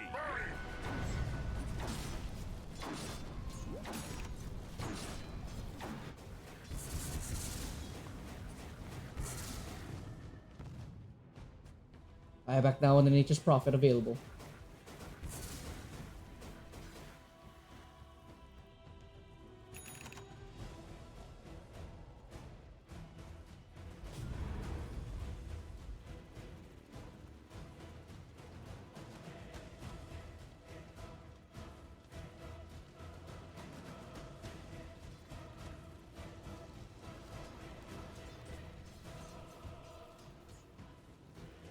Smoke on the side of little pigs. Oh no.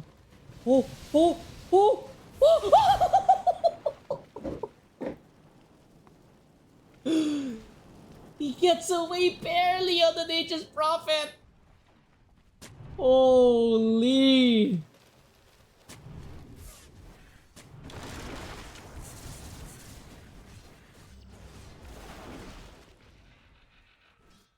Now for the side of BBC, they're gonna take over the triangle knowing that little pigs just stepped out of their base to hopefully try and get a pick off. Unsuccessful for them.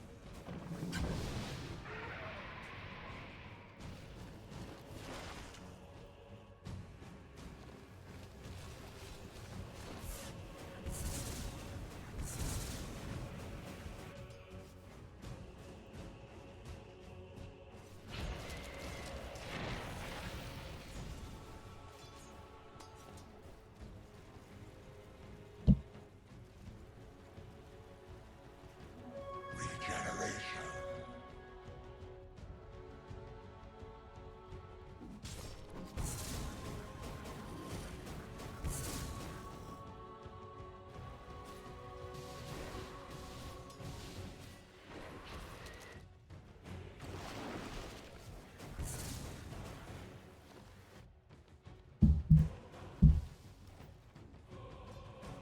Right now, that side of BBC starting to build that lead back up, but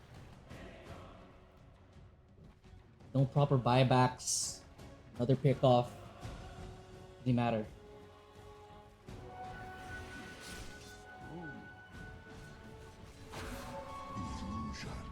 48 minutes in, 25-33, BBC 7k gold lead. No team giving an inch of room just yet.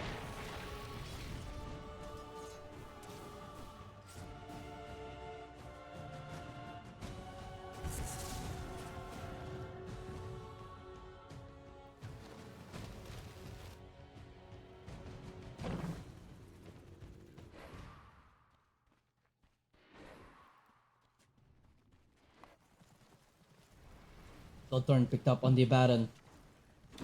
All heroes on the Dire except the Abaddon have a buyback. For the Radiant, only the Gyro and the Axe have a buyback. Smoke? Oh no, they're across the map however. Not gonna be here for Roshan. They're gonna go for it. Walking towards it. Can he finish it in time? They have to pick this one up fast. BBC gets it. They have to get everything though. Soon as possible. They get everything, they get out. Cat? He walks into the Bat Rider! He gets around it, he gets popped! Has a buyback, but that's only a Tusk. Could have been worse for the side of BBC. They'll take that.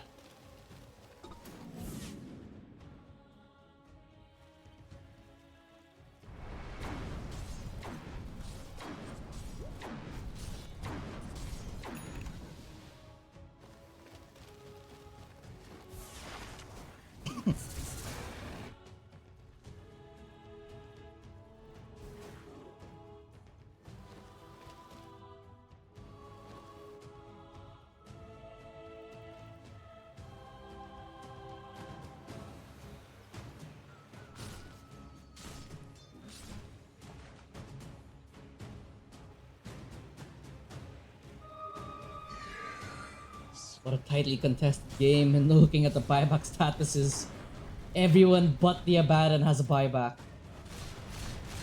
The pressure though on the Abaddon.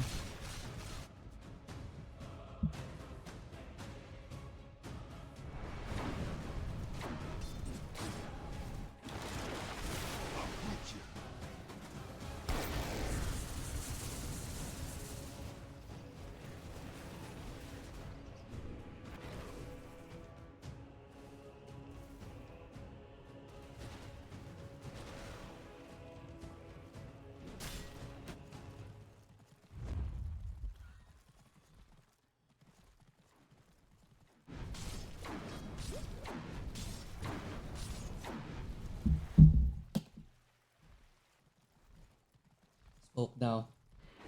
BBC They're gonna run into Jonesy. Bit of malice committed. He's at Campy. He accidentally takes a portal though. Jonesy about to BKB. They want to try fighting. Huge call coming out. They're gonna drop the chaotic offering. The damage. Campy. He doesn't pop the borrow time. He's dead. But Jonesy is also gonna follow in the grave. But the chop from the Lord. He falls. Tusk also follows them.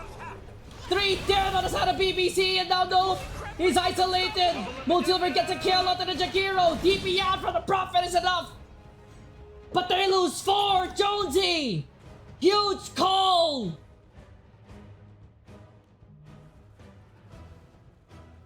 Gabby didn't get off the borrowed time! The damage was too much!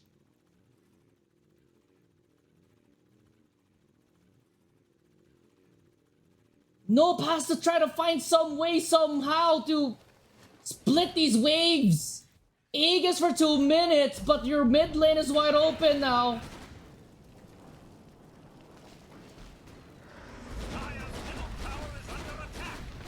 Notification. Let's drop.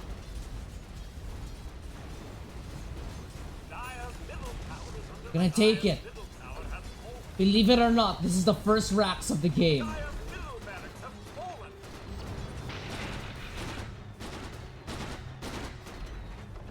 Would go for more if they wanted to. They'll back off for now. No bypass used for anybody. Nerves of steel to not buy back on BBC.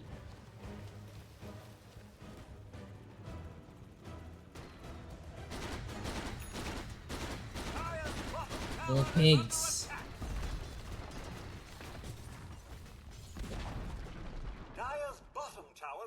And probability was as high as 80%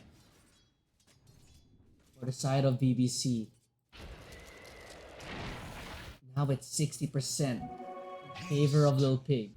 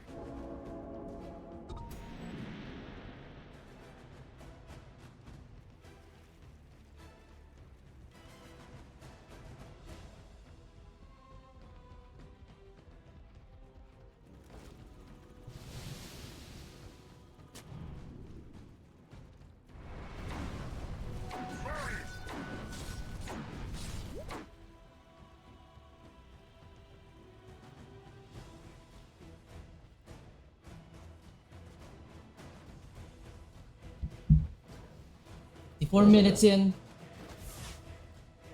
Aegis does expire. Still have your refresher though on the Abaddon. You have the cheese on him as well.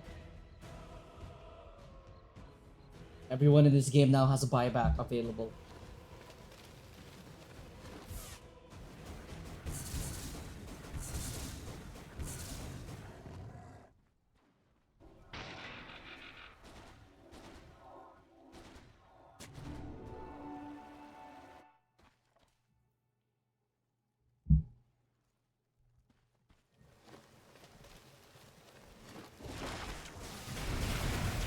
Momentum will be attempted now on the side of BBC. Dr. Chops. Let's see. Oh, hold on. Chop, he's gonna get dropped. The damage! It's so much. Jonesy misses a Doctor, but the push forward there. Oh no, he gets rooted on the Bad Rider. Tusk is still alive first for now, but the damage is overwhelming. He gets the snowball off. It's gonna go on top of Jonesy. Jonesy is isolated in his base. He's the only one left fighting, left to stand. He falls. BKB pop out by Nature's Prophet though. Cat able to walk away, but they lose Jonesy.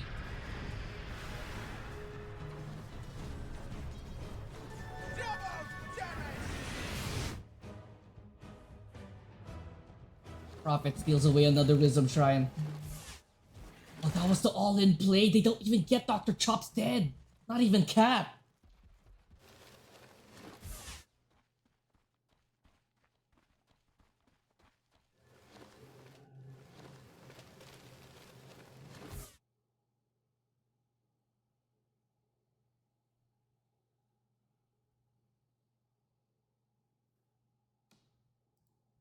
Oh, looks like it's a bathroom break for the players and it's a bathroom break for me. I'll be right back.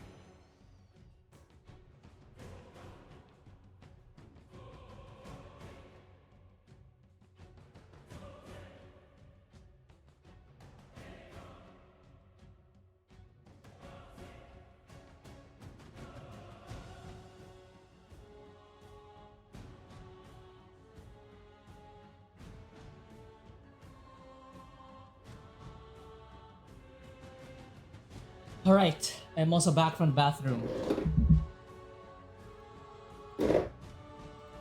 Everyone's taking a bathroom break. Nature's Prophet, by the way, has eaten a shard, Aghanim Scepter, and a Moon Shard.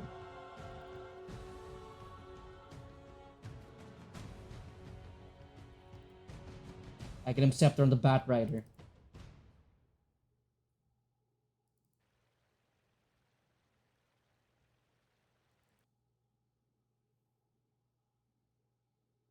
Everyone still has Aegis.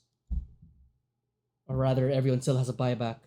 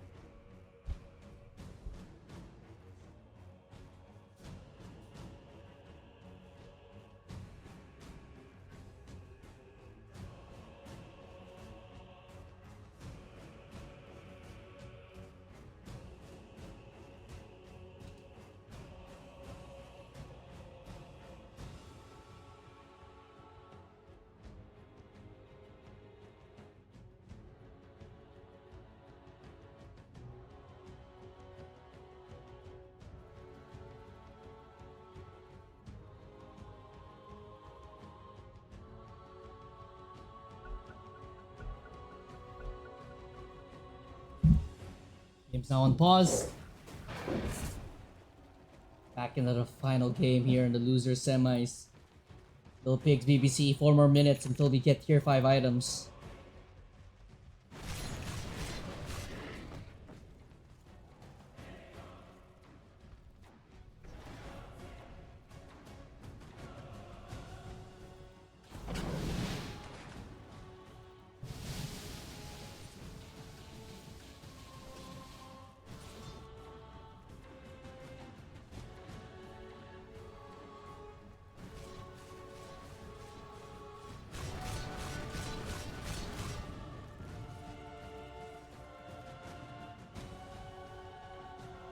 Two more minutes until the next possible Roshan spawn timer.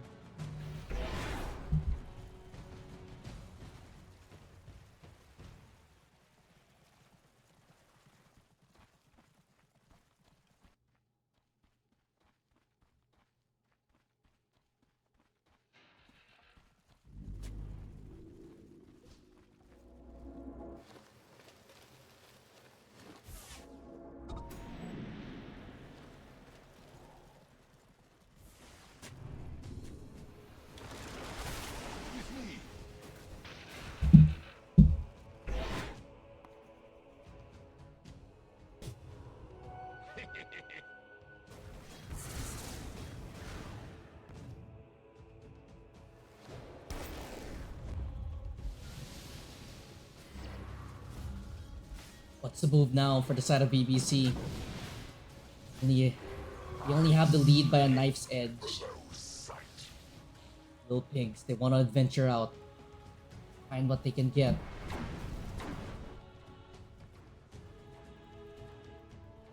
Oh, Cat? He's gonna break the smoke, he's gonna break it. Oh, they're gonna find Cappy though. But Cappy, he's gonna get blown up! He doesn't even get a chance to use the borrowed time! Bye-bye coming up from the advantage. They want this fight, they want it badly. He didn't manually press, Cappy. BP's onto the outpost. They want to try to keep chasing. Do they want to try going diving for more? Cappy jumps forward. He gets a jump on the Slanders. He's gonna get off the rock first, but can he get a second one? No, he cannot. He's gonna die. The Viamak available for him. Jonesy jumps, but Cappy now this time he pops borrowed time with a refresher. I think that's the second borrowed time getting popped. But the Golem's doing so much work right now. As the toss, he's gonna get manhandled. Jonesy also falls down. Double kill right now for no, but no, he's getting surrounded for the Golems. BTM with a double kill. He fights Cappy. That's a timeout for him. Jumps also falls. Viamak coming up right now for the toss, but the Prophet, he's getting surrounded. Prophet taking a lot of damage, and he has to sustain the windows on. He gets shotgun down. Triple kill down for BTM as Injamonkey. He's the last one left alive. He's gonna get blown up again by BTM. Oh no! Gabby just... The borrowed time, he just gets melted through it. Pops the refresher for another round of borrowed time, but doesn't lead to anything.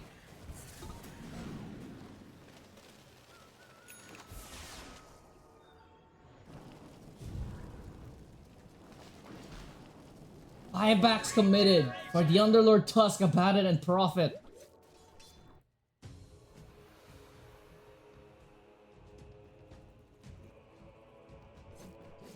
Top spot back. Sean available now.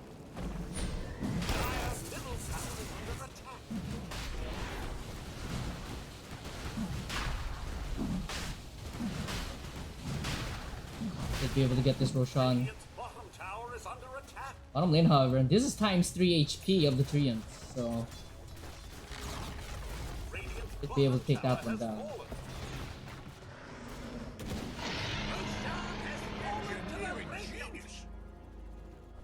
Tier 6 now available for all the teams. Helm of the Undying picked up by the Nature's Prophet.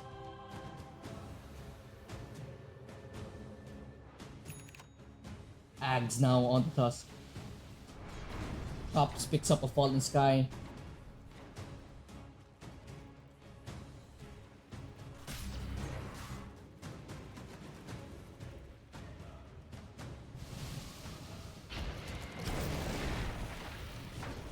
Oh no! Oh no! Tusk gets caught out!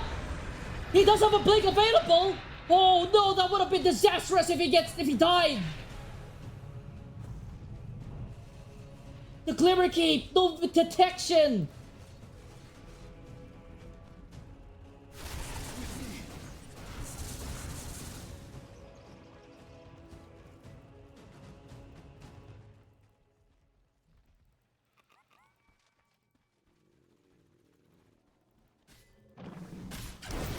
Some of the Undying now on the Morphling as well.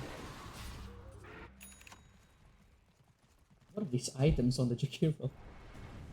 Personally, I would keep Magnifying Monocle, but obstacle for the Helm of the Undying as well. Everyone with the Helm of the Undying.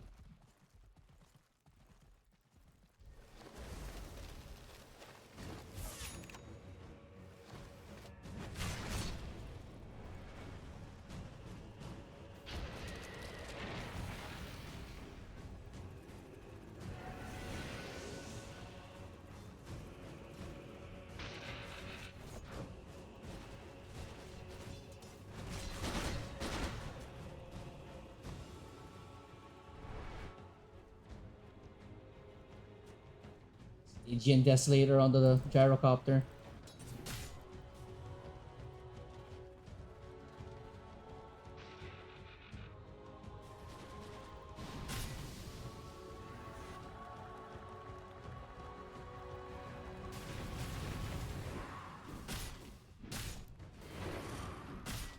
18k gold lead for the side of Little Pigs. What a turnaround.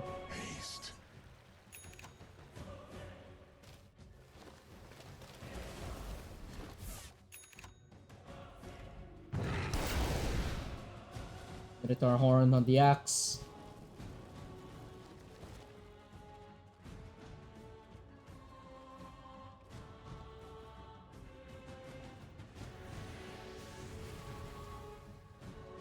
Double BKB for him, essentially. Once he actually picks up on the high ground, they're gonna go with the racks on the gyrocopter, doing a whole lot of damage since the Stygian Desolator. It could be a lane of racks, if Macrobar does get dropped down. They do have a banner to prevent damage from the creep wave, so creep wave relatively healthy. Push forward, Chops almost dies, but the blink in the backside. Oh, Nope gets found out. No, he's gonna get blocked. They use the Satanic. No, he's dead. No buyback, but the gyrocopter gets kicked back. Jonesy also falls. He needs to get these kills. Oh, the Naked Prophet. He gets a kill off the Moon Silver. That should be set the timer there on the help of the Undying. No, it doesn't. Prophet is dead. No buyback. The kick back deeper in. Moon Silver. He has the bad fight inside. They're gonna drop the chaotic offering. Oh, the damage is overwhelming. They're fountain farming. Oh, the disrespect is real. Buyback now from the gyro. Only the supports left standing. Another kick back in. Have they done enough?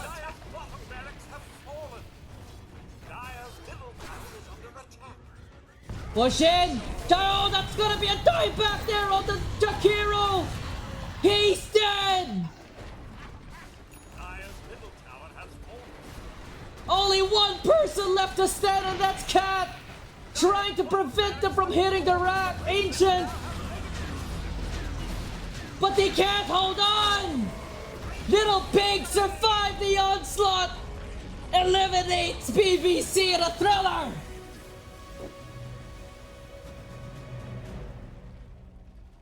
Woo!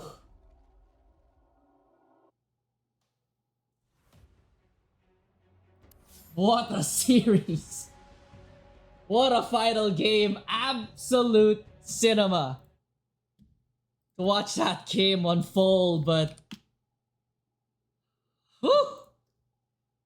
God damn! That's gonna wrap things up tonight here. Little Pigs take this one 2-1 against BBC. They're gonna be fighting off against Foda. Trying to fight for their Grand Finals hopes. But with that being said, that's gonna wrap things up for tonight. I've been Ano. Thank you guys for supporting and watching. And have a good night, everyone.